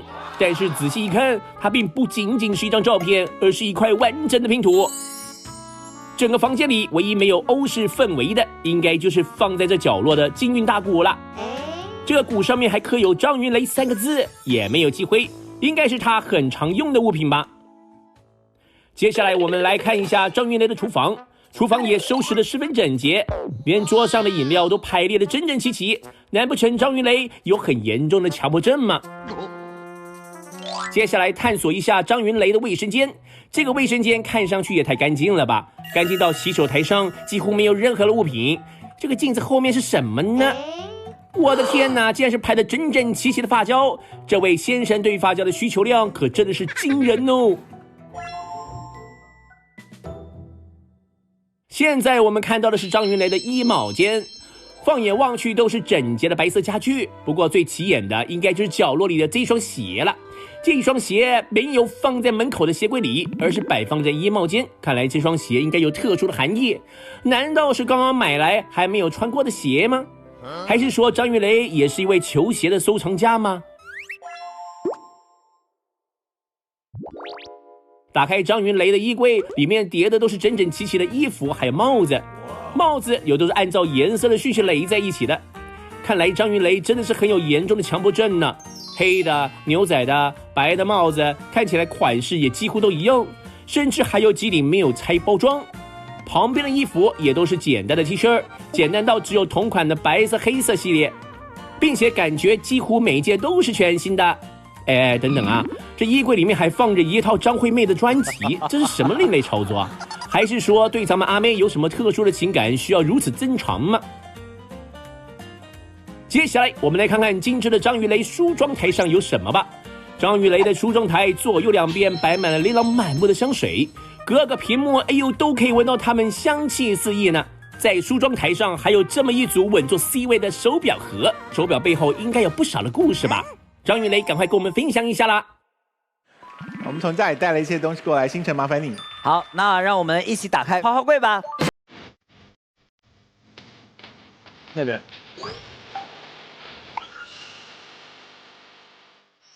好像花了不少时间讲那双球鞋，那双球鞋有什么特殊之处吗？那个鞋，挺有意义的，是他送我的第一个生日礼物。他给我买这个礼物的当天，我正在说他，对，就是正在跟他闹别扭。是讲他表现不好，还是说讲他这个人格有问题？不是人格，就是逛街。我说我就不想去，我说你干嘛非让我去呀？我说你愿意去你自己去，我说你总拉着我干嘛呀？嫌弃。我说你想去，我说你不能代表我也想去。对。然后他也没给我回。到了他买完了回来，人家是给我买生日礼物去了。不是，我真不知道他，我那会儿啊，觉得这个鞋码啊，咱不说大的小的不一样，我说咱试试。然后你又不能说出来，因为这是 surprise 嘛。对，也算吧，反正就是生日礼物嘛，就是我也不会，一般我也买东西我也不告诉他。所以搭档送礼是互相往来吗？就是你送了他，他就得回送吧？不是，他一般不送我礼物了，他一般就给我钱，就是他就不生日他送钱给你，对，给我发红包，对，我就给他发红包。我觉得我出去，我懒得出去转，对，买完了之后，万一他不喜欢怎么办？这样呢，我给他转红包，你自己喜欢什么东西，喜欢衣服啊，喜欢鞋子啊，你自己去买。对。所以你给他多少钱啊？每次都是5位数吧。10万。10万。哎，那还蛮多的耶。大爷，您是不是不识数？大爷，我刚想说的。这么大主持人不识数。9万啊，没有那么多。你们就是他这人特别实诚。他就是捞干的，就给你钱就完了，你自己愿意买什么买什么。你看我给他买东西，他一般也是拿回去退，然后把钱拿回来。球鞋还在，没拿去退。没有，他不退，他一般就留着。他一般我给他买的比较合适。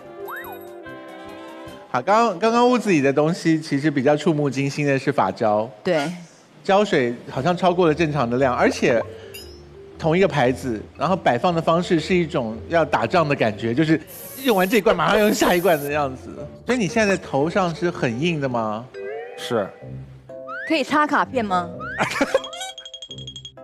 我插插看。后面插得进去吗？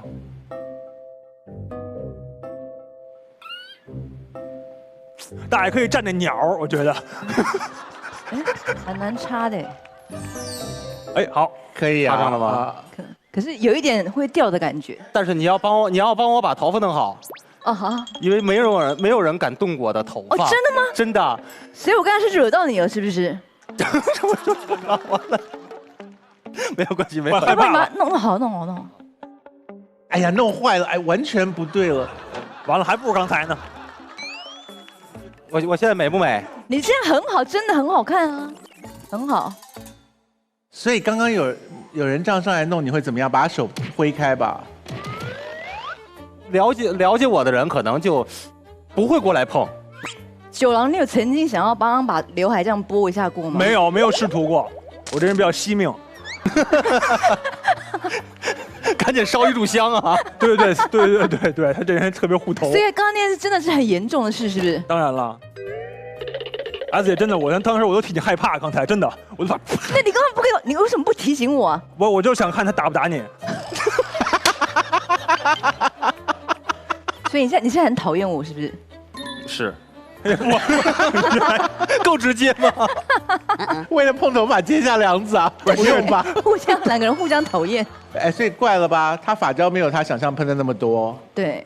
要不然应该卡插进去就站着了，对不对？是啊，就是因为我要自己打理头发的话，会打特别多。这么大罐的，这么大的，我一般3、4次我就用完了。等于猛喷呢。对。你是把自己当蟑螂吗？真是这样，我喷的特别多。还有时候化妆老师也是，化妆老师给他定型什么的，喷一点，姐您再喷点，再喷点，然后再喷点，姐您再多喷一点，拿过来然后抢。对我一般都是自己喷，没了就。如果你跟一个男生交往，结果他在你面前这样喷到他超过5分钟，你会发火吧？而且如果要跟他接吻，然后手竟然插进去，你接吻的时候，对方揉你的头就，那你接吻为什么要抱住人的头？你很奇怪。怕跑了，怕跑了。所以连女朋友也不能碰你的头。没有人碰我的头，现在是都知道我不喜欢被人碰头发。请你记得我们今天描述的这个景象，有一天发生的时候，你就会为之发出会心的微笑。香水是怎么回事？香水我是喜欢收藏吧。所以你这个人出门会有很多味道哎，发胶的味道跟香水的味道。嗯。哪一个会比较重？香水。香水是这样喷吗？好像。真的喷那么多？真的，我说他们告诉我喷香水要这样什么，我会觉得很麻烦啊。出门我就这样喷，往前走。哦，喷在空中然后这样吗？对，往前走。酒廊喷吗？不怎么喷。那你会不会被他嫌臭啊？没有，我不那么味儿吧，应该。那他的香味会干扰你吗？不会。不是，我有时候我都怕他喷错了，香水喷头上，发胶喷身上了。发胶喷在身上是吗？你是不是很期待这一天发生？对。你有经历过上台去，结果观众不笑吗？有啊。他一般不笑，我就下去隔着他。嗨，他就笑了。我们还经历过没有观众啊。所以你们两个搭档之后有经历过这些？有，他有了。搭档之前没经历过。然后搭档之后，对，搭档之后，到我俩上场的时候，因为我们俩是底嘛，今天的这个压轴的这对演员要出场了，我俩一上去之后，就走了好多人，就还剩一对夫妻在那听。我再到岳云鹏的那里一看，他那里面挤满坐满，还加座，我这边就没有人，就那种感觉就是。落差。所以岳云鹏比你早红很多嘛？很多。你现在跟岳云鹏有没有差不多 level 了？因为我俩不是一个风格，这个没有办法比。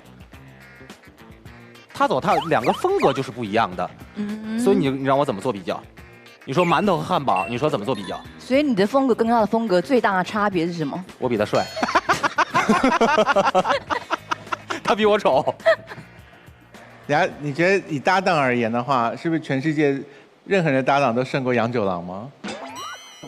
没有，因为我觉得杨九郎他虽然跟他开他玩笑说记不住，可是我觉得他是天生的喜感跟那个岳云鹏很类似啊，所以有这种搭档带观众缘，有这种搭档就反而会很吃香。那你跟他搭档主持啊？也没这个必要啦。别看我们试试看，我看看他主持怎么样。试试看。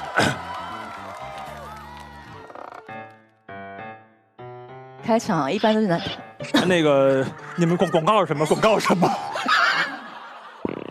啊，我们把那鸟是不是给我一下？缝住了不行。用你自己的风格开一个场，这样行不行？到哪儿了，姐？到哪儿了？就是做一个 opening 啊。姐姐一直是我的偶像，从那个 SOS 开始啊。可以说 SOS 吗？你们可以，我本来就是 SOS。你们没有闹内讧什么的吧？没有，感情很好。那你那时候几岁呢？我那个时候是您应该是90几年的出道，那时候我是记得我是16岁出道的。16岁，然后差不多，那我那会儿应该是7、8岁吧，差不多啊。大爷，还是您来了，坏了，为什么大家都走了？要不然热场。好，我们切到这里，切到这里。没有人在这里主持，切到这里。所以你当时是7、8岁就看？你7、8岁懂什么崇拜偶像啊？不是，我看那千牛 V， 然后听见那个10分钟下课那个歌。你会唱吗？不太会，会走调了。他可能是个骗子。他考德云社的时候，您还要回到您位置。我回来了啊，谢谢。他考德云社的时候，他唱的是5月天的歌。啊，不适合啊。是对，考试的时候。不是，为什么进相声界考试要唱歌啊？不是，我师傅让我唱的。你唱了5月天什么？我唱了那个听不到。来一句。听不到。我不要唱了吧？要，预备，开始。我的声音在笑。泪在飙，电话那头的你可知道？世界若是那么大，为何我要往你无处逃？就这样啊，不差哎。你刚才唱歌的时候，正侧面也还有一点点帅。真的吗？一点点。下课10分钟，你不要转成正面，不要转成正面，就侧面很侧。下课10。你说他整集都侧面对着我们吗？但有一度就觉得，有被打动。谢谢姐。所以张云雷，你小时候选了这个方向，没有人阻止你。因为我从5岁的时候我就开始接触曲艺的行业，因为姐姐那个时候是唱京韵大鼓，然后我5岁的时候，姐姐演出的时候就总会带我去玩。在后台啊，然后或者给我放在前台啊，放在观众席里面，我可以从头听到尾。然后从小我也是也是灌输的比较多嘛，比较喜欢这个。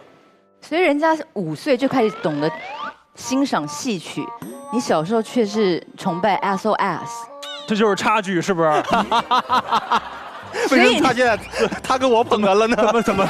您自杀式包袱的都是啊？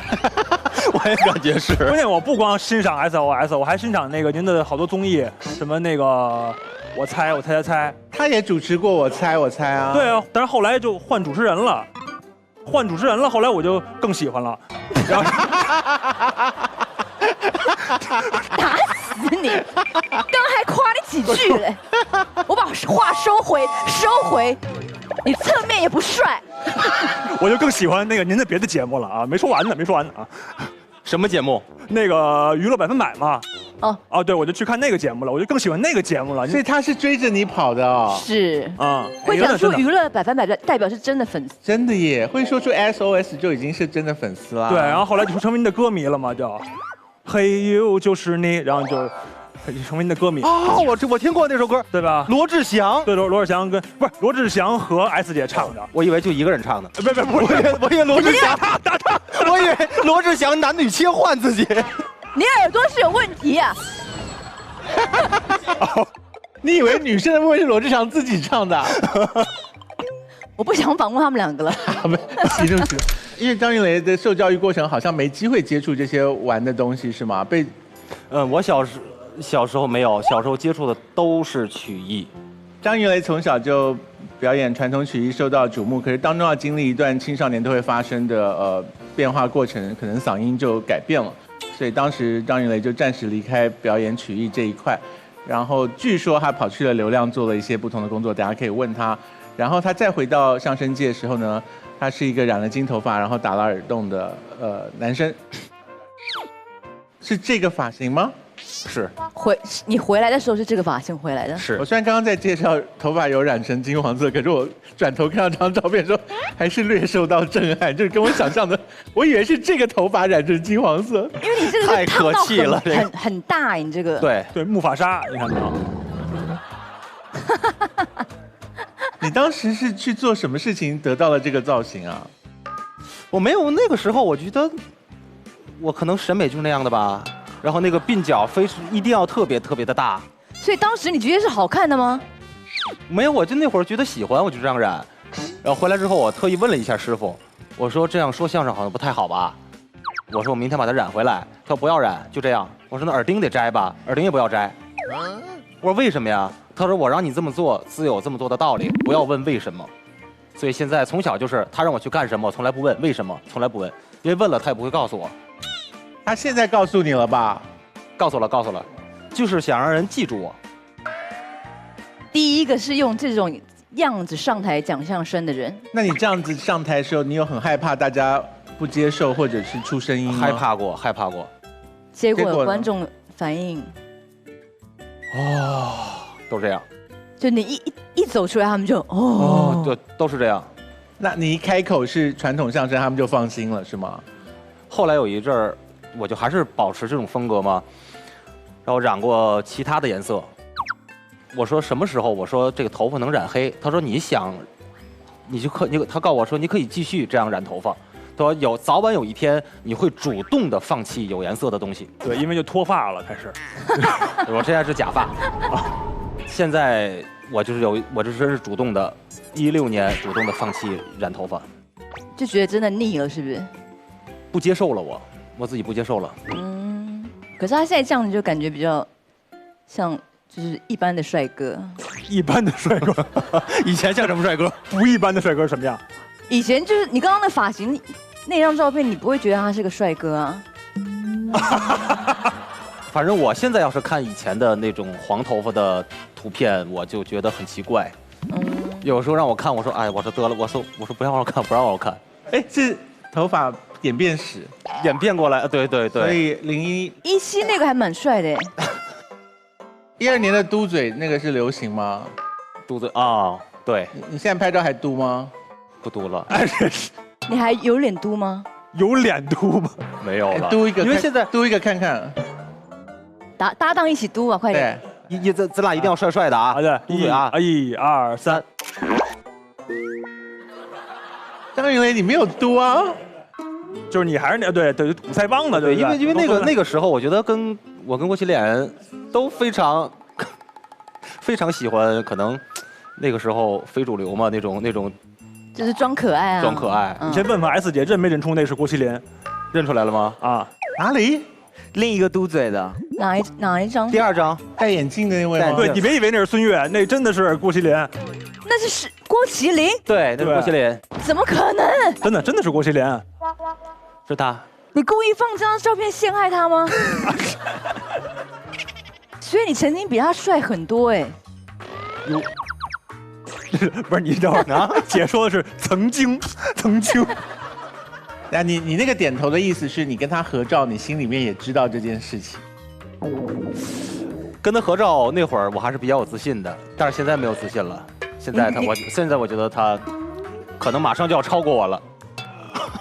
因为这个我忘记了当时是为什么要照这张图片。就是想炫耀自己比他帅啊？不是，是他搭档。对了。是郭麒麟的搭档卖了一个萌发的微博，然后我俩在后台发完之后圈了他。那个他的搭档应该被换掉吧？没换掉。然后慢慢的演变到这个第3章的时候，我觉得还可以，我还能接受。我觉得15、17都很帅哎。我还觉得有颜色就12年有颜色也挺不错的啊，不是爆炸头的颜色。对，不是爆炸头。因为还有一阵就是这个头发这样的，有一段时间是梳辫子。因为好像你从小就留辫子对吧？对，从小留。因为我们家有个习惯，就是孩子生下来都是就是留长生辫嘛，然后到12岁的时候要把它剪掉。OK。就是后面那一根嘛，对不对？对，老茧。你还记得郭麒麟的样子吧？有一点想不起来，好像是单眼皮，是不是？再给他切回那张照片，再切回那张照片，切回那张照片。所以你会先看到张云雷，对不对？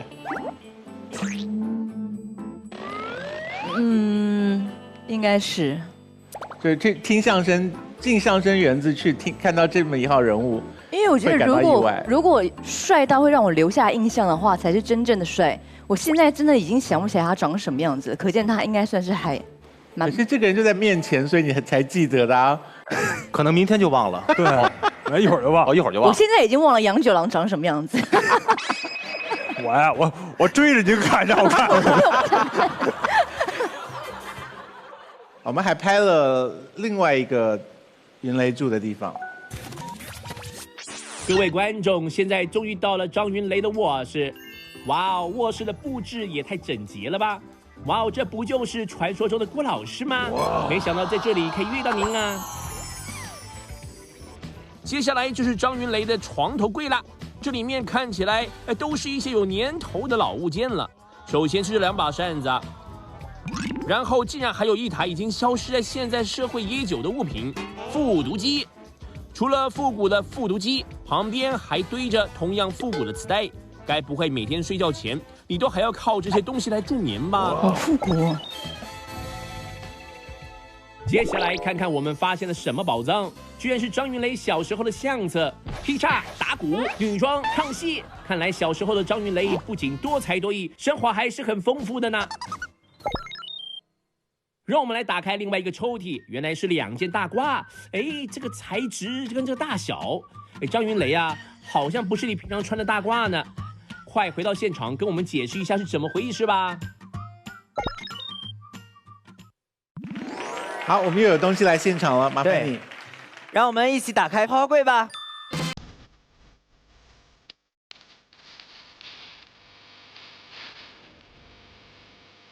有相册吗？有。小时候有很多表演的照片，你小时候会劈叉？对。曲艺不需要这个吧？上台啊，我唱啊什么的，要身上好看。所以你们2个一站上台，那个气势就会差很多吗？我觉得是，我觉得他练这特别有用。所以你可不可以站一个你在台上典型的站的样子，我看看。我现在没有，现在说相声好多了，就是这个你想太平歌词的表演者张云雷，走3步走到这儿，这一步上来必须得是钉子步。我会侧着上台。但是走到正的时候，最后一步必须是钉子步。那九郎，你站一下，我看你站起来差很多吗？我要站钉子步吗？你像刚刚他那样走几步？走出来。啊，我走。为什么要跑我这里？不是这样有镜头这样。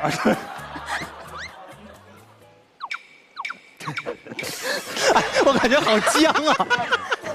你笑着干嘛了？你在看谁啊？我有点紧张，不知道为什么。为什么气势差那么多啊？你们并肩走一次，我看。好，表演者张云雷、杨九郎。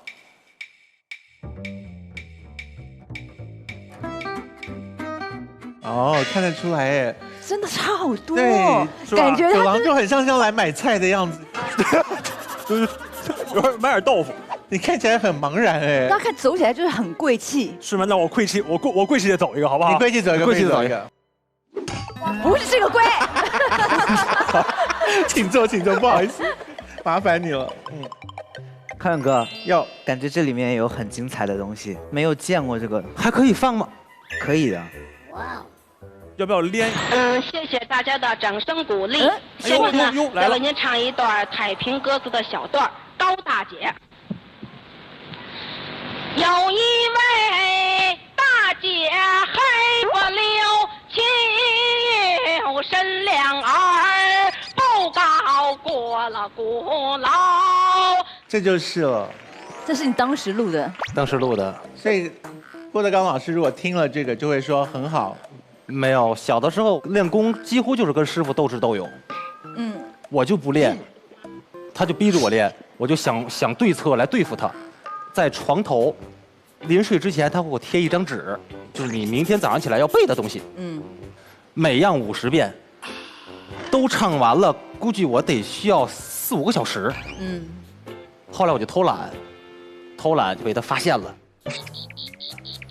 偷懒是吧？行，这个，来，我说干嘛呀？给我准备好多空白的磁带，唱完了之后给我录下来，我会检查的。然后我就一遍一遍的录，录完他真的听，他真的在听，他一遍一遍的听。我说这怎么办啊？我偷不了懒了。后来我就想一办法，我自己啊偷着买了几盘就是空白的磁带，趁他不在的时候我自己录。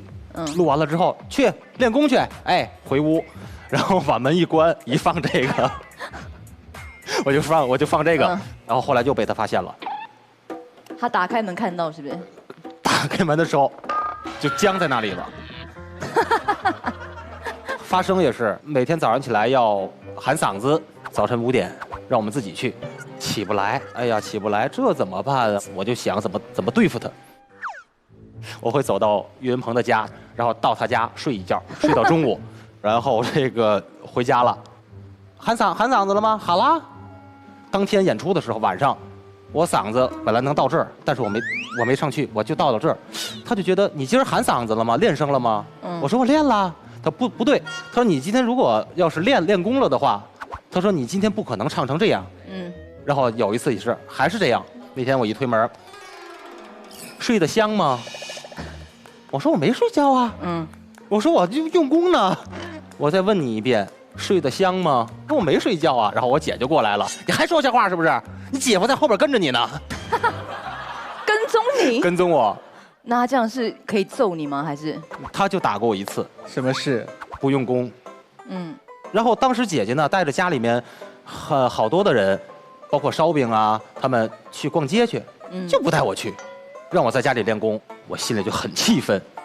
师傅过来去，把太平歌词《游西湖》背，回去背去，不背。我一站，我说不背，背不背，就不背。然后我说完之后，把那个打击那个乐器那个玉子，我就给扔出去了。哇塞！然后他就把我扔出去了。扔出去之后，他就给我拎起来了，给我一顿打，打完之后给我扔到床上还打，然后我就哭，不求饶，不求饶。那很难收场哎。然后完了之后，他也很生气，然后他就自己上屋里面，他就待着。我哭完了之后，我不能在那坐着呀，我不练功还得他更生气啊，然后就开始练。姐姐可能就看不舒服了，心疼。对，为什么这么多徒弟当中，你为什么只说我弟弟？他会跟师傅在屋里面吵，然后师傅会跟他说：“我这样管的是有道理的，我是为他好，我是教他背，教他唱，我是教他能耐。”他们家隔音这么差啊？租的房呀，现在在聊事情，没有跟你聊隔音，没准不是光因为你吵啊。后来这个师傅就说：“你要真想为你弟弟好，以后我再管他的时候，你不要插手。”连这么低沉的声音你都听得到哦？不是，后来两人越吵越激烈。啊！但是后来姐姐就觉得，确实师傅管我是对的，我确实是有点不用功、不学东西。后来姐姐就不管了。你会觉得郭德纲花很多力气跟他们玩这些事情？我可以说，小时候他在我身上真是好费力哦，好费力。所以后来倒嗓就不能再唱了吗？不能再唱了。那05年倒的。可是可能每个小朋友都会发生这件事啊，不是特别的事啊。因为变声期，我说话也说不了，唱也唱不出来，我就觉得可能完了。因为那个时候唱歌本来就是男生的嗓子就要比女生低很多嘛，然后我唱男生的歌曲，我还要低八度唱。就是你变声完之后，你的声音变那么低。对，就是就这样的。下课10分钟。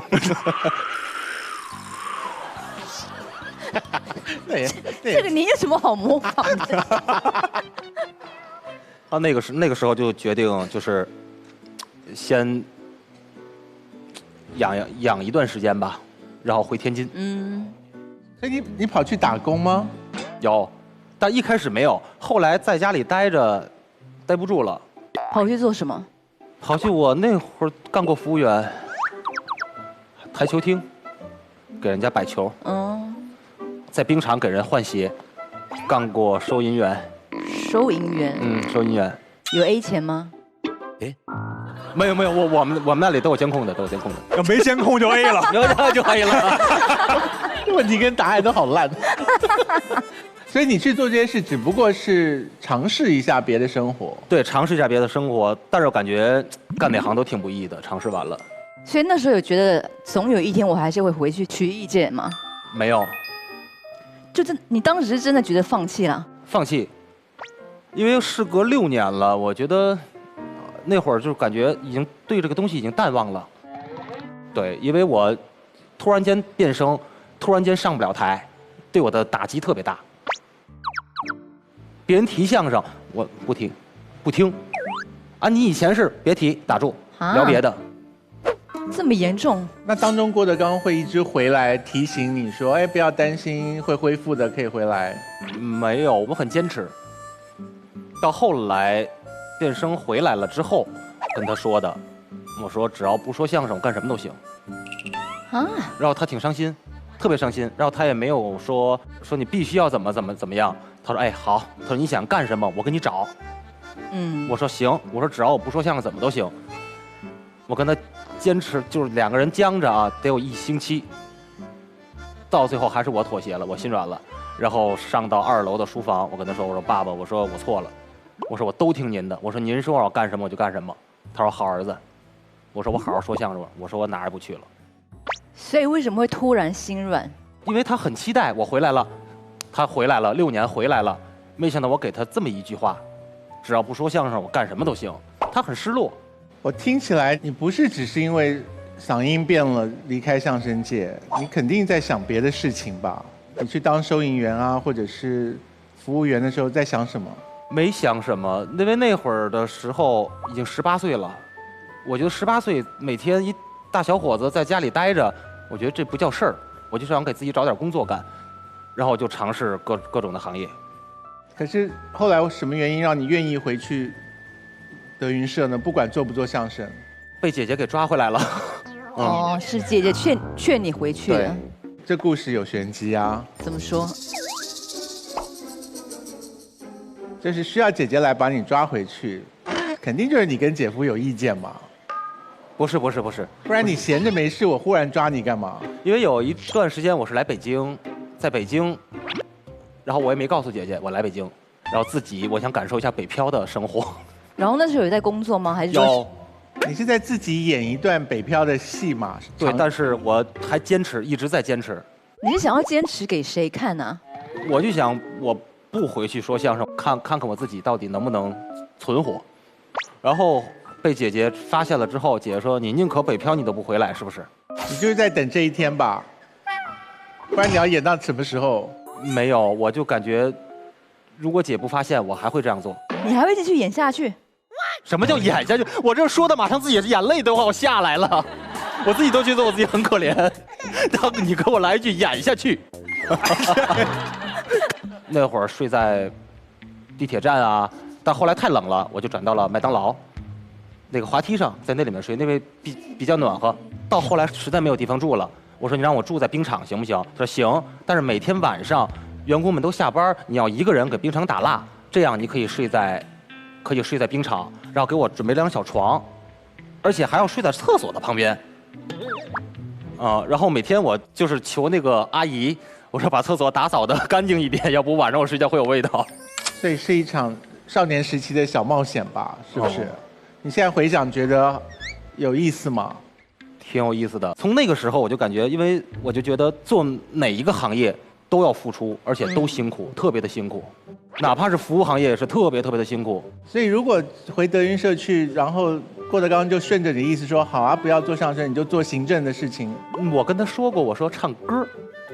你有讲说你想唱歌？我跟他说了，他说好，他说我在歌坛界给你找人。他对你很好哎。所以为什么最后我心软了，我妥协了？那你最后回去跟他说，我决定说相声，他有把你抱住痛哭吗？没有，我很少能看见他哭。能让郭德纲流眼泪的人太少了，因为他是郭德纲。他很少哭吗？就有数吧。有数太少了，我几乎就没有看见他说遇到再大的烦心事儿，我没有感觉会能让人看出来。今天我很烦心，没有，总是很开心，都是以开心的那个样貌出现比较多。对，好厉害哦。可是你不是很爱偷听吗？你没有偷听他在房间里面。你为什么总说这个偷听啊？你好像对这个很感兴趣。没有听到他在房间啜泣什么之类的。张云雷晚上都不睡觉，每天都听说今天有没有哭，有没有哭。因为如果能听到的话，可以听一下。而且如果郭德纲独自啜泣，还带一些独白的话，就很精彩。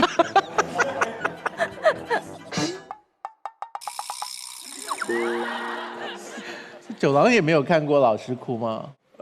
在一些节目里看过，然后我师爷去世，对，给我师爷扫墓，然后还有张文顺先生去世的时候，我见过这几次。大多数我们见的都是这种情况下，他才会哭的。所以他哭的时候，学生们要上去安慰他吗？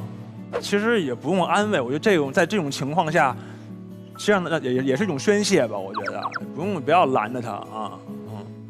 所以刚才张雨雷用了“妥协”这个字，哎，就是如果当时郭德纲老师就说好唱歌，然后就帮你找了制作人，就开始做歌就唱了。就再也不要求你讲相声也行。如果不妥协的话，可能我就答应他了，我俩也就搭档不到一起了。好在妥协了，好在妥协，太庆幸了，太庆幸了。所以你是吃软不吃硬。对。他绕了一圈，现在要出专辑了，他出一批，还是要出专辑、他出一批啊。是郭德纲老师有帮忙的吗？他给我出的主意。什么主意？这个应该怎么出，然后以后打算给我规划的怎么做。他给我写了一首歌的歌词，是他写的，所以你当上歌手了耶，愿望绕了一圈完成了，这个听起来挺好的。对，没想到绕了一圈之后，相声也说了，之前的那个想法也实现了。是，然后也参加电影演出，这些都有了。啊，我都是客串，客串。你有没有跟郭麒麟争宠？有。怎么争？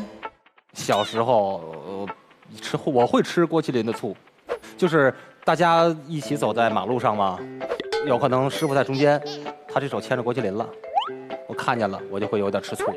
那你就赶快过去牵他另外一只手啊！我不会，我的性格会自己很生气的往前跑。他喜欢演这种悲愤的戏。那现在有时候师傅说你觉得你小时候怎么样？我说我小时候，我说没法要这孩子。我自己都承认没法要。对，就是我小时候我真是一个没有优点的孩子。光是一个小孩子自己回忆就这么多，真的表示郭德纲花了可能3倍于我们所描述的这种心力在对付这个小孩，还跟踪早上5点爬起来去跟踪小孩子去哪？还不是自己生的小孩耶？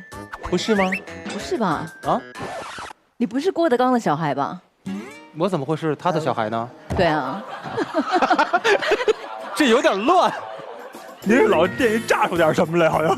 然后他房间里床上放了一个垫子，是他跟郭德纲的合照。对，谁会放跟自己爸爸的合照的垫子在床上？因为他是我的爱豆。我心中我最崇拜的人艺人是谁？只有郭德纲。那刚刚张惠妹的唱片是怎么回事？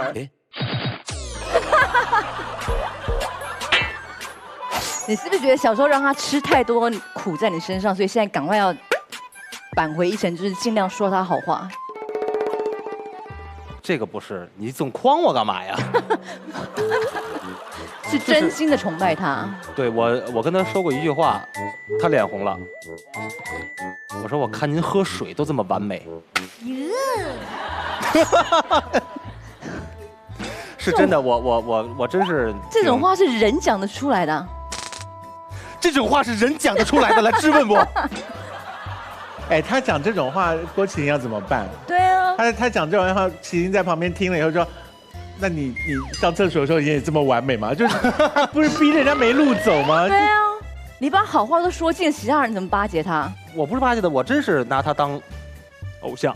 我见到他就是迷弟，大家都知道我的爱豆只有一个，就是他。他也说出了我们大家的心声。云雷，我有个事情想问，可是你可以告诉我，可以问到什么程度？就是你从那个台上摔下来这件事情。哦，这件事情是在你心中留下了很大的阴影吗？一开始是有的，因为从10几米下来，从台上掉下去吗？南京南站的2楼的送客平台，它不是这是南站吗？它不得盘桥吗？一圈一圈盘到送站口，从那桥上掉下来的。15米多，怎么掉下去的？喝多了，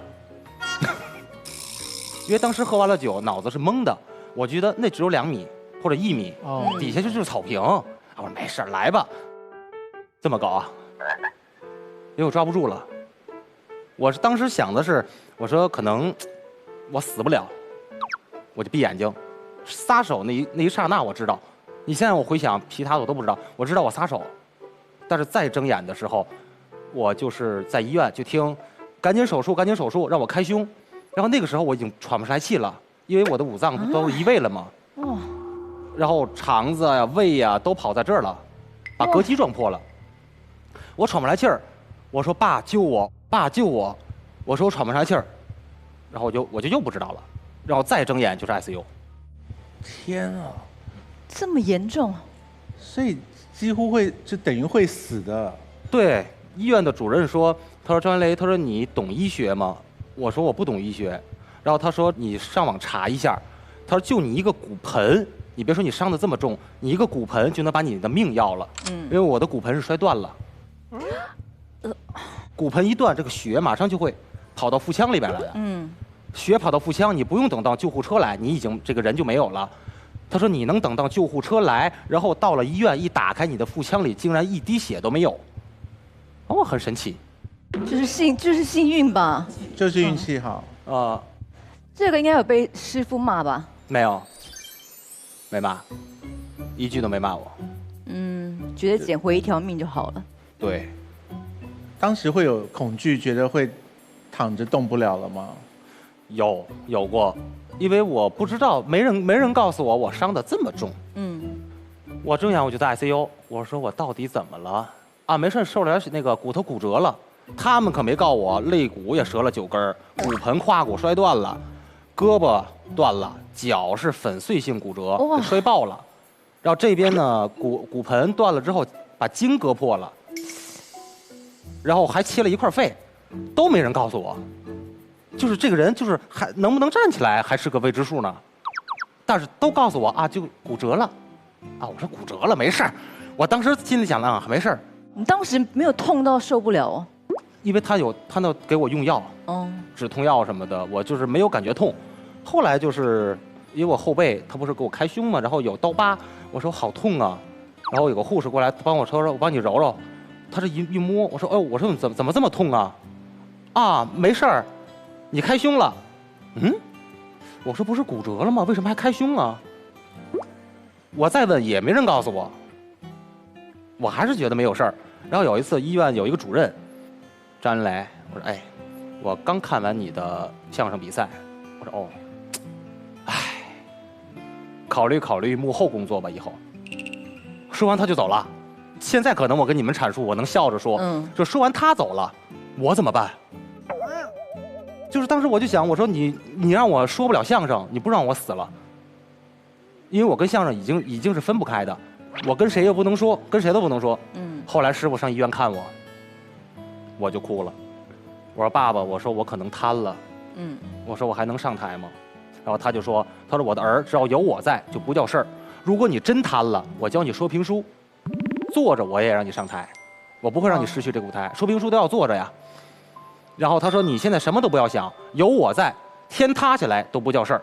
你现在要想的，赶紧吃，赶紧养，赶紧出院，这是你要做的。”然后隔了1周吧，15天，15天我出了 ICU， 出了院之后2个月吧，我就上台表演了。哇！正好赶上德云社大封箱，我愣上台说相声了。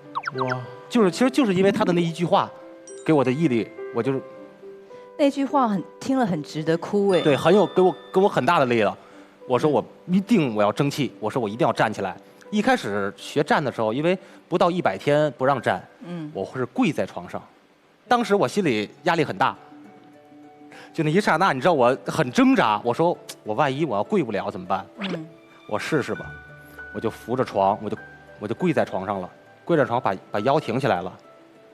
当时我特别开心，我说张云雷，我说你没有瘫，我说你能跪你就能站，我这样试了一下，哇，这恢复的这么快，真的运气很好。对，就是他那一句话，给了我信心。啊，郭德纲真的很会给人家加油打气。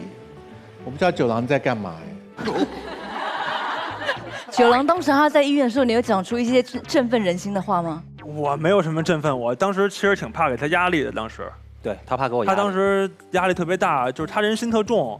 然后我见他第一面 ICU 进的时候，他看了我一眼，你怎么办？他问你说你怎么办？然后我心想，我说嘿，我这哥们儿都这样了，还有心思问我呢。当时有点感动了，有点就是一是感动，然后担心这一天，因为我第一天没有见到他，第二天才进去的。然后我也就跟他说了，也就有10秒钟的话吧，我就出来了，因为就20分钟的还是1刻钟的探视时间。九郎是不是第3天就去找别的搭档了？没有，我没有。没跟我说，没有。你就一直等着他吗？对，我说你什么时候起来，什么时候算。哎，他喝多的时候你不在旁边啊？没有，因为我不喝酒，所以他一般喝酒酒局都没有我。所以他有自己其他的朋友，是不是？对，一般对喝酒有一帮。九郎有朋友吗？有朋友，恭喜。我像没有朋友的人吗？啊，我们最后来看看呢，就是云雷的温度有何改变？最终的温度达到了多少呢？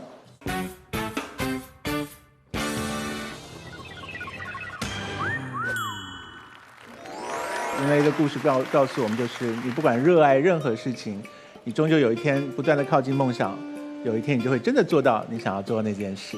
今天的故事很棒，那接下来呢，我们要让星辰帮我们把修复车所有的物品带回到这个舞台上。请云雷从修复车上选择一些物品，我们拿来做慈善公益。云雷，你选哪几样？我放在哪里？给我。我也可以帮忙拿。好，这里是香水，给你。香水，给你。香水，都是香水吗？香水。我想他剩下不拿的，应该是对他来讲过于重要的东西，对不对？发胶可以拿吧？发胶可以拿的，让大家见识一下你用的发胶是什么样子的。对，让大家见识一下我用的发胶有多么的厉害，真的特别好，特别硬。云雷已经挑好了这些礼物，然后我们请云雷写一张卡片给将会有荣幸可以获得你的卡片的任何一位喜欢你的人。我写什么？好好待他，好不好？或者风吹不动之类，随便都好。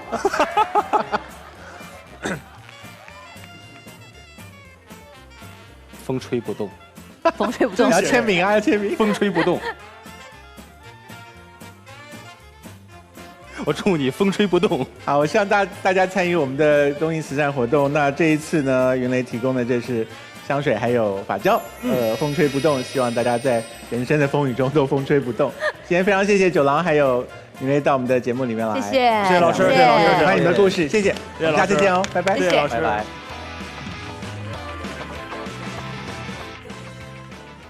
本节目由花花世界安全之选的沃尔沃全新 S60赞助播出。欢迎何洁还有月薪。Hello。上闲鱼 APP 搜花花万物，立即抢拍张一雷、杨九郎本期明星大家一起上节目，所以私下根本就不会联络。我们2个上一次的那个微信聊天记录大概是。真的还假的？真的。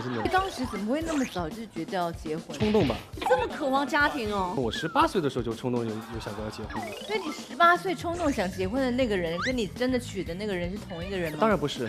如果上一个愿意结的话，都没有现在老婆了。啊？那就代表说你真的还是很爱上一个啊。夫人本人来了吗？啊。幸会，所以你们是怎么认得的？我喝点酒我就控制不住自己，我就直接表白了，一见钟情。然后他说啊，你喜欢我？哦，我喜欢他。然后他真的喜欢他，真的喜欢他。他们2个人互相是对方的备胎吗？他说他交往的每一任他都是要娶的，可是对方不结，他就只好娶下一个。只有你答应了，所以就只好娶你。